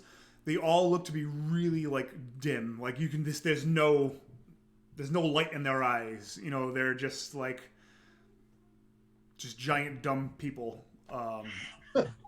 And they're rather large. I'm feeling targeted, Tim. I was gonna say, I used to live with some of those. So you, I'm gonna again keep looking with the other head behind me to see the whole scene. So I just want to make sure I've got a feel for what's going on out there. Yeah. As we're running towards the house. So this side door that you've gone into, it brings you more into like a sitting room, not the one that you were in, like that kind of audience hall where he brought you. Much more of like a Four Seasons kind of half inside, half outside that leads further into the house. And he's like, I can't believe it. I can't believe they attacked me first. That's awkward. Colonel, what's the safest room in the house? You must have a basement or something like that. Thinking the same thing, Salvatore. We got to get Zandora to safety. No, my room is the safest place. They're going to go for your room, though, Colonel. They know that's where you're going to stay. Got to trick them. You got to pull a fast one on them, I'll Colonel. never expect the basement with these wheels. All right, And traveling from town to town. Our cockroach friend here, he's the one who's always gotten us out of these binds. all right. So Yeah, sweetie. you're kind of like he's already like frazzled because of what's going on outside, and you're all badgering him. So I will allow the person with the highest personality to make a personality check and add a +2 because you're like he has to make a Fast quick talking them. We're all fast talking them. Yeah, Come but on there, Colonel. Come on there, Colonel. Let's go. the DC is going to be I'm going to roll an intelligence check for him, and that'll Okay. be your DC. And I've got the highest personality, right? 13? Yeah. Yeah. So the DC is going to be 12. Okay. I rolled a 15, and I have a +1, and you gave us another +2. Yeah. We're at 18. All right, then bring me downstairs. Tell us That's the not way. for me. All right, so he guides you. He's like, and his sons are leading the way. They bring you to the door with the 2 guards. Mostly because of like the size of his tub, most of the entryways in here are double. You know, they're all double doors. And there is a gradual, as you open it, there is a gradual ramp that leads down into the basement. Quick question. yes. Do the suns go down before me with the tub? Yes. Okay. So, if I just were to let go of the tub when they were walking the ramp. Whoops. Oh, I slipped! And then from there we take them out. Is that we're good with that? All Salvatore needs is a wink, and he knows Yeah. that what that means. Oh yeah, I think- Zandora is ready for the first shoe to drop. Yeah, alright, I'm just, the second they are in front of me, I'm going to just shove it as hard as I can at them. Try and give them some momentum. Okay. That's going to be a surprise attack. This is so awesome. make a regular D20 attack roll and add your deed die. Alright. If you get a 3 or higher, Haley, I'll say that you can actually... 20 and a 3 on the deed die. You get a crit? Crit and a 3 on the deed die. All right, so Nice. Oh my I want you to My do me a girl. favor and look at your crit table. Okay. Sorry, I was not expecting this. Crit table G. Yes, crit table G. Oh, that went so much better than expected. So I need you to go ahead and roll a D4. And because you get a 3, I'm going to say you're going to be able to run over all of them. Awesome. Wait, you're on the Giants crypt table? Yes. Oh, that's the best crypt table. Alright, D4. That's a 3. All right. The crit only happens to one of them, but you do hit all of them. You break one of their son's legs as you, like, you know, kind of like ghost ride the whip down the hallway. So this thing is going to do 2d6 damage as base, plus your deed die. And you're going to do an additional plus 1d10 damage to the son that has a broken leg. Okay. Gotta find my other D6 now. Here we go. So, 8 points of damage plus 4 to the one with the broken leg. Nice. All right, so he has broken leg, and the other 2 take 8. Did you add your deed die for those damages as well? I did, yeah. Okay. So they go, you know, you just pretty much bowl them over. The wheel goes right over one of their legs, and it makes this horrible like crunching sound, and then it kind of like bends the wrong way, and he's howling in pain. Horrible? I was gonna say, it sounds like a good sound. And you like in the chariot goes crashing to the bottom of the ramp before you. So now we'll roll initiative. I'm calling that a good surprise round. Oh yeah, could not have gone better. All right, I'm going on 18. 16 for Salvatore. 10 for Junior. Dirty 20. And I also have a dirty 20. My agility 12. What's yours? 14. 14. Okay, so you'll be going first. I cannot believe that went as well as it did. I was really expecting the worst. Oh yeah, this is one that like had the dice not been on our side could have gone super south. Yeah. But the I dice can't believe are I got really on our side. I can't believe I got a 20 and a 3 on the same roll. That never happens to me. Amazing. I beg to differ. I ran your game for 5 years, and it happened to you quite a bit. Haley, what was your initiative? 10. I'm so glad you rolled that crit because I've been wanting to like use that crit table. So when I was making the classes, I had emailed some people and I was like, hey, give me some feedback. Because as much as any playtesting we've done, I've never had anyone roll a crit with a strong person. And I think some people try to talk me out of using this. I'm like, no, this is my favorite part of the class. Like, if there's anything I'm keeping, it's the fact that the strong person uses the giant crit table because I love it too much. I'm honored to be the first crit. Oh. That's awesome.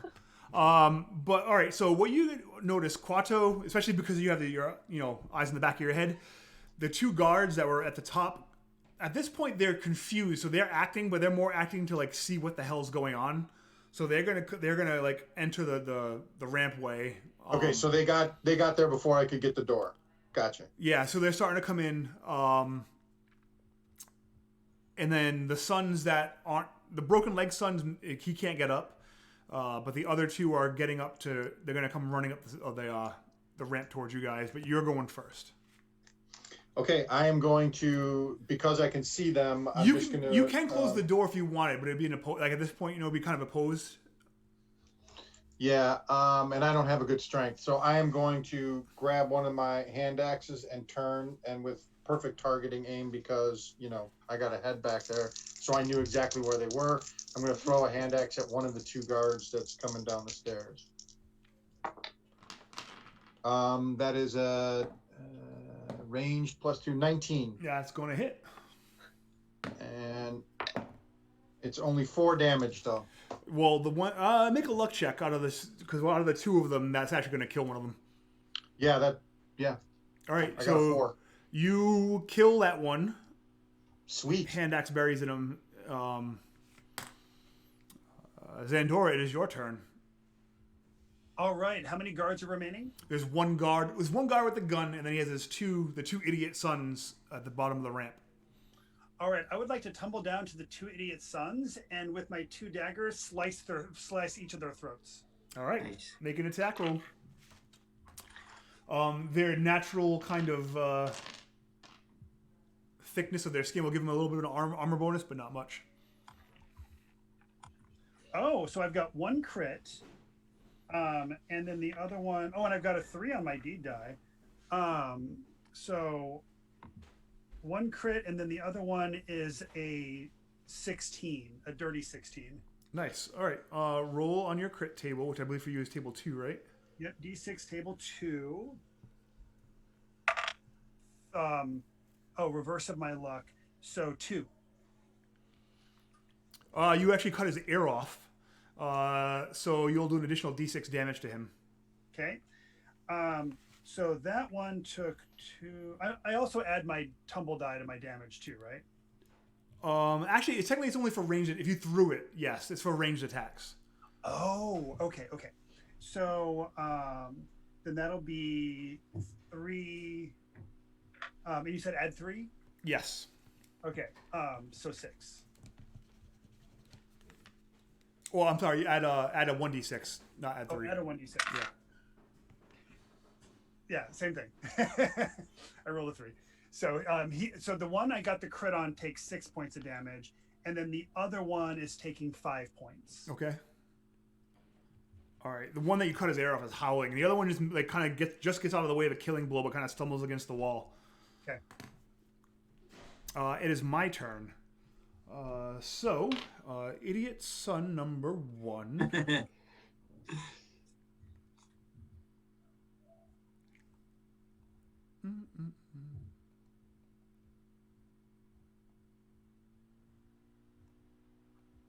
This dude is going to attack with his meaty fist.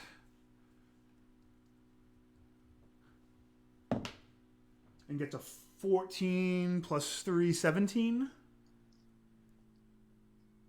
And is going to do... This is against Andorra? Yes. Okay, AC 14. I rolled a 6 on the damage die. Okay, I'm down. All right, so he knocks Xandor. Luckily, so the way I'm putting it is, I mean, he's strong. It could be lethal, but because he punched you, you're at 0, but we're not gonna have to worry about like bleeding out or rolling the body. You're just out. You're unconscious. The other one runs. She got the vapors. Runs up the stairs towards Junior, and gets a 13 to hit. Let me. I think that's gonna do it. Most of your guys Yeah, are that's actually definitely gonna do it. for 3 damage. Still standing. That's the one thing that I've been going back and forth with on this game, and probably for other issues we'll tackle. But in games that don't have that are medieval fantasy, and you're not wearing a lot of armor. Yeah. I mean, I kind of like it in the sense that combat is faster because like the ACs are easier to hit. But I don't know if that means that you need to have slightly higher HP, but then I hate slogs, so it's weird. It's the one thing I haven't really figured out yet. I mean, the acrobat gets a higher AC based on their class. I'm just not sure if everybody else. There will be other kinds of armor and stuff that you can get. I don't know. Something you guys we can talk about after. So let me talk to you about the sermon of grit points. Now Haley's gonna. Oh my god. Oh, you saw that? Yeah. So like your vitality versus HP type thing. Yeah, I don't actually. We've gone back and forth on it, but yeah, I'm still trying to work out a system where hit points are not hit points. They're Every time he says grit points, I want to hit him. No, I mean, I first came across that in the old Star Wars, the 3rd edition Star Wars game, where they had like, you know, your vitality would go up, but then your actual like wound points were equal to your constitution, or for this would be stamina, I guess. right. And you know, into the odd and things like that are similar, but yeah, it's something to think about. Like I've seen games where you don't have a high AC, that like your reflex save is your AC. Oh. Okay. Because that goes up every level. It's something that improves. Yeah. But I just don't know if it's important enough, because I don't ever think that hitting, like, it's never fun to just not hit, right? Some like of it probably depends on how lethal you want the game to be, because if you don't care about the lethality, then hit points are great, and you know, low armor class, and you're right, it won't be a slog, and they'll be, you know. Yeah, the other thing is you can do is will walk among us. I think. I know Lamentations, I think some other games have a higher starting base. So instead of 10 being the base, like maybe making 11 or 12 the base. I think that could work. Because, I mean, I'm the strong man, and I'm at 2 hit points, and I've been hit twice. Yeah. I mean, you're also level 1, but... Yeah, that's true. Right. I can see it, though, yeah. It's hard. Like, it's even harder to stay alive at low levels when you have nothing to protect yourself with. Yeah. Yeah. That, you know, even something as simple as the Madam's second chance, where you almost get one more life. Yeah. Also, yeah, don't forget, guys, you can use your patron die to ask for her help when things get a little So far, we've been killing it, so hectic. haven't needed that. So that was it. I mean, now it's Salvatore. There was a guard. Oh yeah, the guard. He sees his dead friend. He's gonna try to take a shot at you, Jim. He rolled an 8. 11 is my armor All class. right. Yeah, so the shot goes wild. You just kind of duck behind the door as the plaster explodes from the gun. And now it's Sal's turn. All right. And we have a guard left and one brother. One sun? Up here, yeah. Okay. Yep. Salvatore's gonna try to do the cockroach crush on the guard. Okay. And he rolls a, oh, that's a 4. 4 total. Yeah. Do you want to spend luck or ask the madam for help? Let's, I'm looking at Zandora on the ground. Let's push my luck. I want to call upon the madam. All right, so roll a d10, and you want the d10 to be under a 4. Is it 4 or under a 4? 4 under, I think. Yeah, you want to either match or go under. Yeah, that's a 1. All right, so you get a 1. Yeah. I think 1 adds a +6 on the patron die to hit. Okay, so that puts me at 10. 9. No, you got a 4, right? So it goes to 10, which is a hit. Okay, cool, awesome. Oh, I like that. All right, cool. So that's with my my cockroach crush, world famous, for 4 points. All right, he goes down. The now it's just his patron die that goes up now, right? Yes, your patron die is now a d12. Oh, okay. All right. As the It mother gets has progressively harder to call on your patron every time. Yes, this I is get a little sick cool. of you. Yeah, it's a neat mechanic. Yeah. All right, and then last but not least is Junior. So, You have one of the idiot sons in front of you. oh yeah, he's getting. He's the one that killed. he punched you. Oh yeah, he's about to get punched way harder in the face. You also have a knife if you want to, just stab him to death. Yeah, I guess stabbing to death could work. All right, yeah, I'm gonna try and stab him in the face. That is a 16, 3 on the D die, so 19 plus 1, dirty 20. Yes, I'm pretty sure you're going to murder him, but go ahead and roll damage, and if not... Yep. Oh, wow. Yeah, that is 5 points of damage. All right, yeah, you murder him. Oh, wow. I rolled 1 point of damage. You bury your Bowie knife right into his forehead. What you get for punching me in the face? All right, this next round coming up, you see the colonel's tub has been overturned, and he seems to have like a slug-like lower body, and he's starting to he's a lot bigger than you thought, and you can see on his lower portion there are eyeballs and mouths that are starting to open up. He doesn't look very fast though. He's probably not going to get up the ramp this round, but that's what it appears that he's going to be trying to do. So you have one son with a broken leg howling in pain on the ground. The one holding his ear next to Zandora, who punched her out. And the 2 guards are dead, or you have the colonel at the bottom of the stairs. So Wait, didn't Haley kill one of the brothers? yeah, there's one brother at the bottom of the stairs. Yeah. One brother that's howling with his leg broken, There were and 1 3 dead. originally. Yeah, there were 3. Oh, there were 3. I'm sorry, I thought there were 2. Yeah, but Quato, you were up first. So I want to, while watching everything going on behind, so I can scream a warning if I see anything funky, I want to grab the guns off the guards. Yep. And close the door. Is there a bar or a locking mechanism or anything on the door? Yeah, you can lock it from this side. It I'm is a gonna key close- lock, so anyone with the key might be able to get on the other side, but on your side you do have a turn that at least...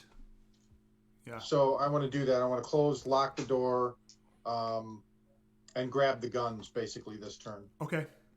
Awesome. The guns, just so you know, do D8 damage. Ooh, ooh, ooh, ooh.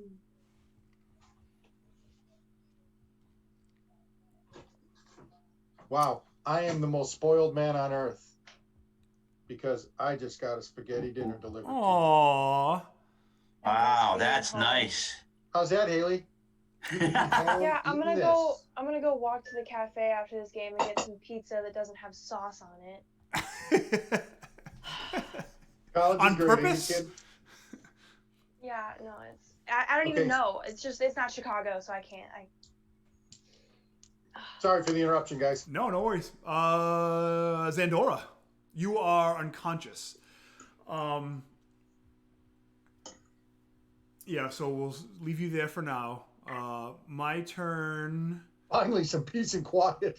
But in her mind, she is remembering the time that she danced for a sultan when she was a young lad. Mute.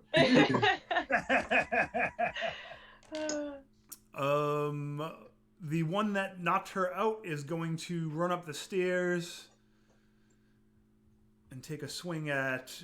We'll go after Sal no, you're behind everybody, so it's gonna be Junior up front. But gets a 8. Man, it's gonna be you and me, Sal. That'll miss. And that's it. And the Colonel is like, yeah, I can't believe you pulled the wool over my eyes. And he's starting up. He's like making this weird like noise as he like slides up the ramp. And he says, I am going to digest you for years. As he comes at you. But Sal, it is your turn. Oh boy. What's Sal gonna do?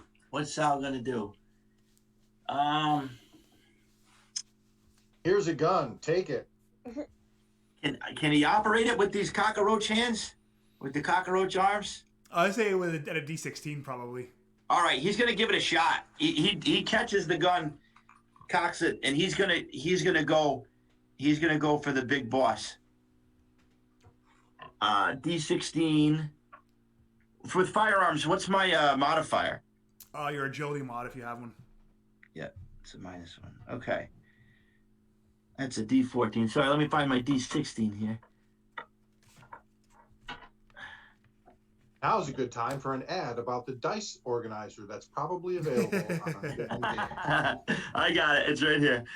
But you're right. Come on. That's a dirty 1. Man, it's a 2 - 1. Okay. So it was a natural one, so that's all right. And you were shooting at the Colonel who's not in melee engaged with anyone yet, so you don't have to worry about hitting one of your allies. But the shot does go wild and blows like a hole in the mortar downstairs. All right. Junior, you're up. Can I reach the tub from where I am? So there's one of the sons is that's right. You killed him. Yeah. Oh no, but the other one came up. Oh, that's right. That's right. I have Yeah, to you kill are him first. engaged, I was yeah. gonna try and hit the Colonel with his tub, but I guess I will just stab this son in the face, if possible. That is a 16 to hit. Yeah, that is. You're most likely gonna murder him. Sorry, it just got really loud. There's a very aggressive helicopter. I don't know, about 3 points of damage. Yeah, you end him. Oh, okay. I told you they'd be coming for you, Haley. He grabs his neck and goes down gargling. All right, and the Colonel is going to be here this round. He's going to go on 8, and he's going to go on 8, so he's still last. All right, Quado, you are up. You see Zandor is down at the bottom of the ramp. The Colonel is slowly and laboriously making his way up the ramp, and he'll be here this round. I'm gonna take a shot at the Colonel with the gun I just picked up. All right, go ahead and do it. That's agility, right? You said? It is agility. Cool. That is a 9. 9 is not going to do it. Is that your final answer? No, I'm gonna spend 2 luck, which puts me down to 10, and that gives me 4 more, so 13 is my final answer. That'll do it. And you said 1d8 is the damage, yeah? Yes. 3 points of damage. All right. It's like shooting ballistic jelly, and it's like gross, and he oozes like a fundo-colored fluid. Yeah, I don't like this fundo stuff. But... When he howls, all of the mouths on him howl, and it's like almost like a chorus. Like a pack of dogs where one howls and then they all start. Yeah. Zandor is still down. The Colonel comes up, and the first person the Colonel sees is Junior. Sounds about right. So he goes to hit. All right, so I rolled a dirty 20. Just barely hits. 1d6. So actually, I rolled crap in the die. So 1 damage. Ooh. Barely still standing. Yikes. All right, but his like torso mouths latch onto you, and they're like essentially like eating you. They're like trying to suck your blood and eat you. So unless you break free, he's gonna do an additional automatic damage to you next round. All right. Sal, No, you're start up. digesting you. Sal's up. Yep. So at this point, we're probably all in melee range, right? Really no. Only person that's in melee right now is Junior. So if I shot towards, yeah, that's not going to be good. So he's latched on to Junior. Yes. The Colonel's latched on to Junior. I'm going to do my best to pull Junior off. Okay, we're gonna make opposed strength checks. Yeah. He's gonna get a D24 for his size. Oh, I think you're gonna do it. What'd you roll? I got a 15. Yep, you beat him. All right, so you free Junior, and it has like almost like lamprey or leech marks on Junior, like all the way through Junior's clothes, where it pulls away, and there's like as you pull the body away, there's like goo that like follows along with. Quato is up. Okay, this is wow. Now it's a tough decision because they're basically all in melee now, right? Yes, pretty much, because Xandora's down. They're only about what 15, 20 feet away from us of me at this point with my gun. Yeah. All right, so I'm going to drop the gun and run forward with the old hand axe and try and chop the Colonel up and try and get myself between me and Junior to maybe take the brunt of the next attack if it happens. Sure. And I'm going to be screaming. The other head's going to be screaming, "Get him up the stairs! Get him up the stairs!" That's a crit, 20. Nice. Yeah. With the hand axe. Let's see. I am crit die 1d8 on table 3. A 5. All right, extra 1d6. Extra 1d6? Yep. Cool. You smash him right on one of it, like essentially his main face. 9 points of damage. All right. So boring without Xandora's fun stories. They're going through her mind. The whole history of her life is passing through, and it would seem like a blink of an eye it seems like a blink of an eye to her, but to everybody else, it takes a million years for you to actually hear all this stuff. All right, so that your hand axe buries into the Colonel's face, and it drives right through. Oh, yeah. Nice. He's like, he's making these weird gurgling noises, and he's vomiting up what smells like fundo. And then he just kind of like sloughs into a giant flesh pile in the middle of this ramp. Well, I hope this is. You can what, still hear the Madam- fighting outside a little bit. But other than that, everything in here is now starting to go quiet. I hope this is what Madam wanted us to do. Grab Xandora, slap her around, see if she wakes up at all. So Put it in Jeff, the tub. if you want, you can spend a point of luck and roll your hit die. What is my hit die? I think it's a D6. Oh, your acrobat, yeah, D6. I rolled a 6, so I guess I'm back up to 4. Oh, Nice, Sandora. oh, Welcome what did I back. miss? What did I miss? Nothing interesting. Okay. I need to give her more stories for later. You look up and there's just carnage all around you. But now that you're at the bottom of the ramp, you see what looks Do I to smell be, fundo? a sadist dungeon.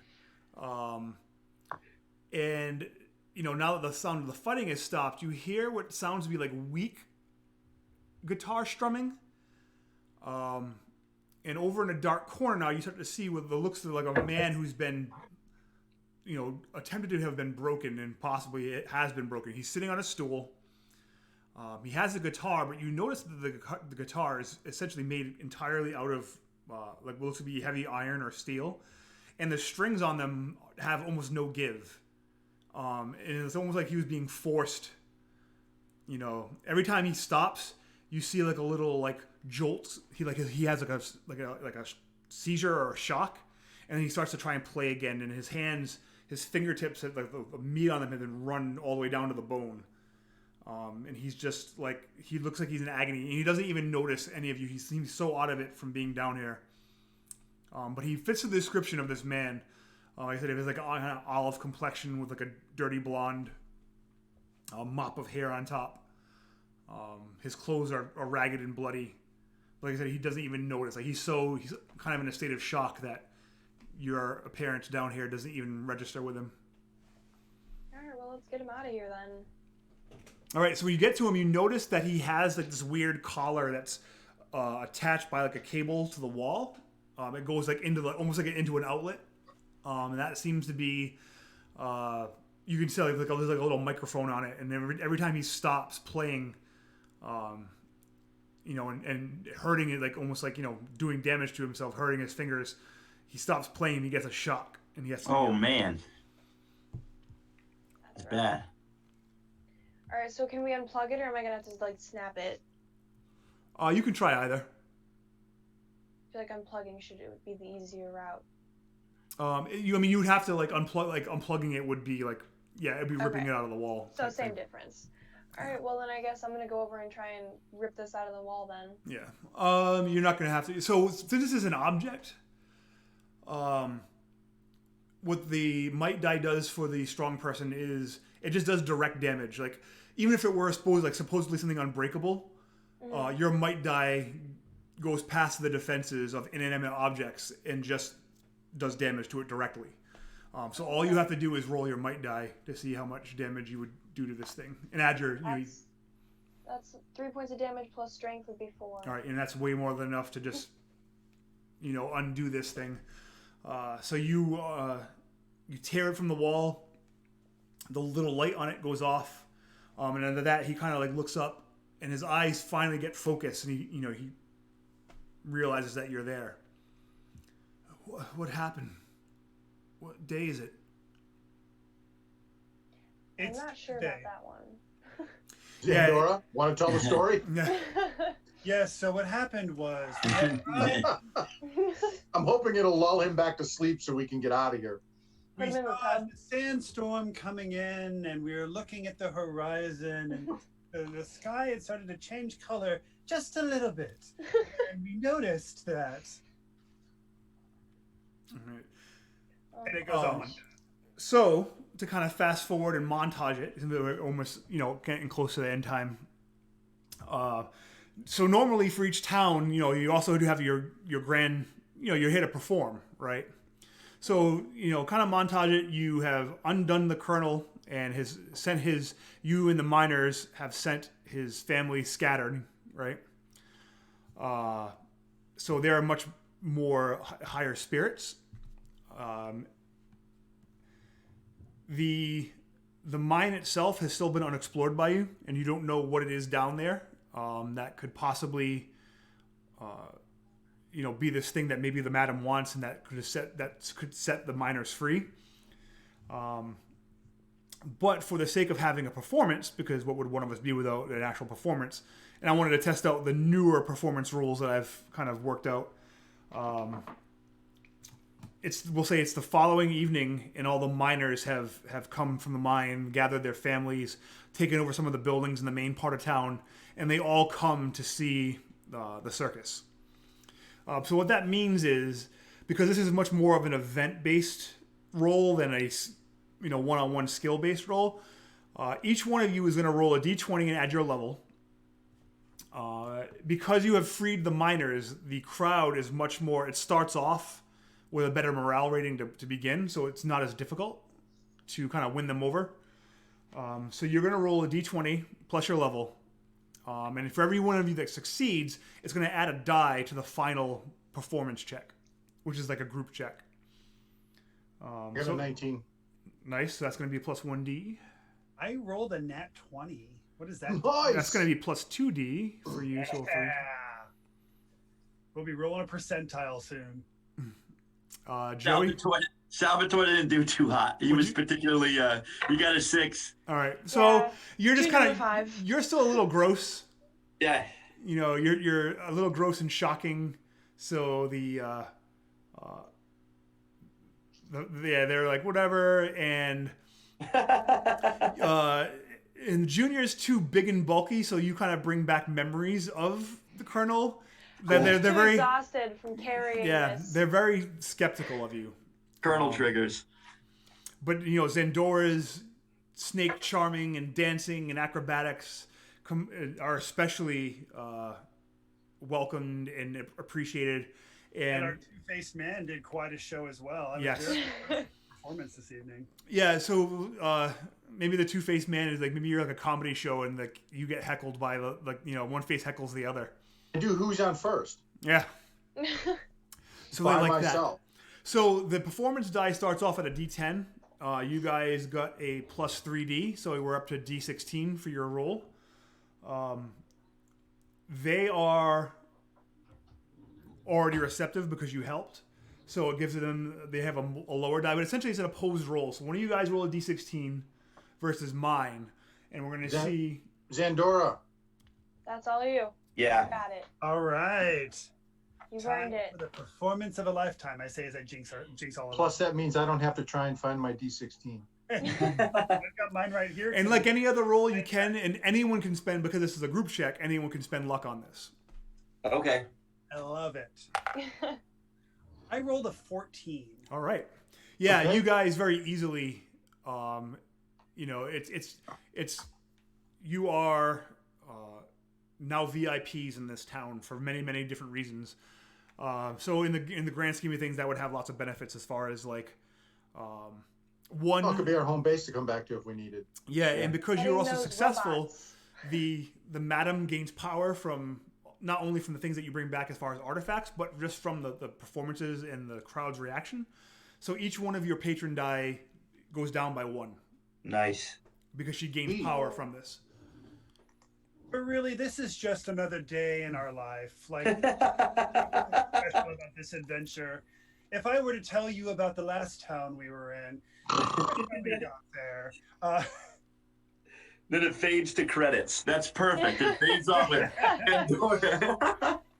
But next episode would be you guys possibly maybe going into the mines. Into the mine, yeah. Yeah, and I want to find out what the fundo actually is, because Yeah. It's not people. But I mean, I hope you guys had fun. Yeah, I love I had a blast.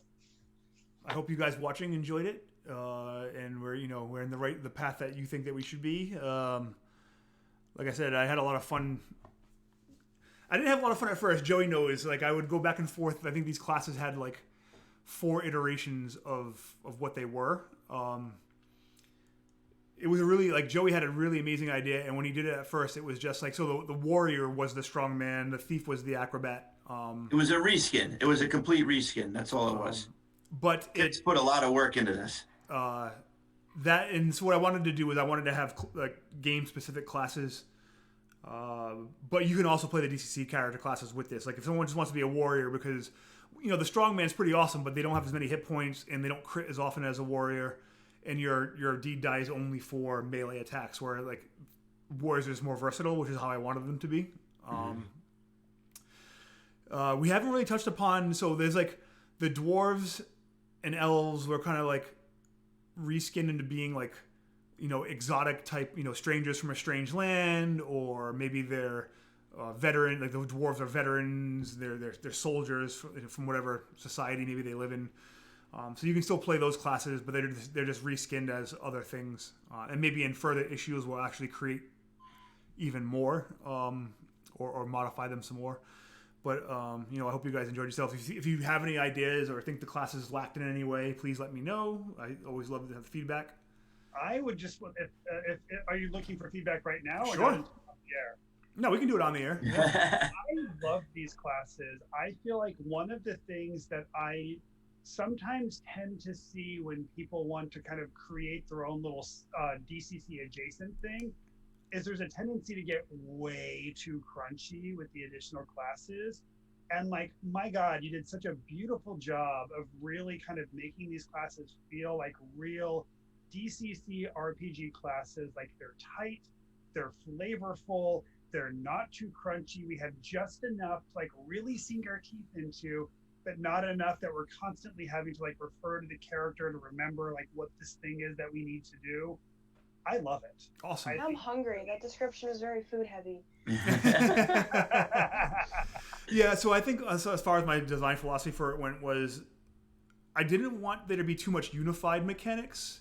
Like, it'd be really easy for the acrobat and the strong person to be the same, but just one's more agile and one more strong. And I didn't want that. I wanted them to have their own. Because if you look at the DCC classes, they're all very different, right? Like, they all, the way they work is very, very different. And they all feel like their own. They all have their niche protected. So that's kind of what I want to do. So the fact that you said that, Jeffrey, thank you, makes me feel very good. It makes me feel like maybe I was able to succeed in what I wanted to do. So.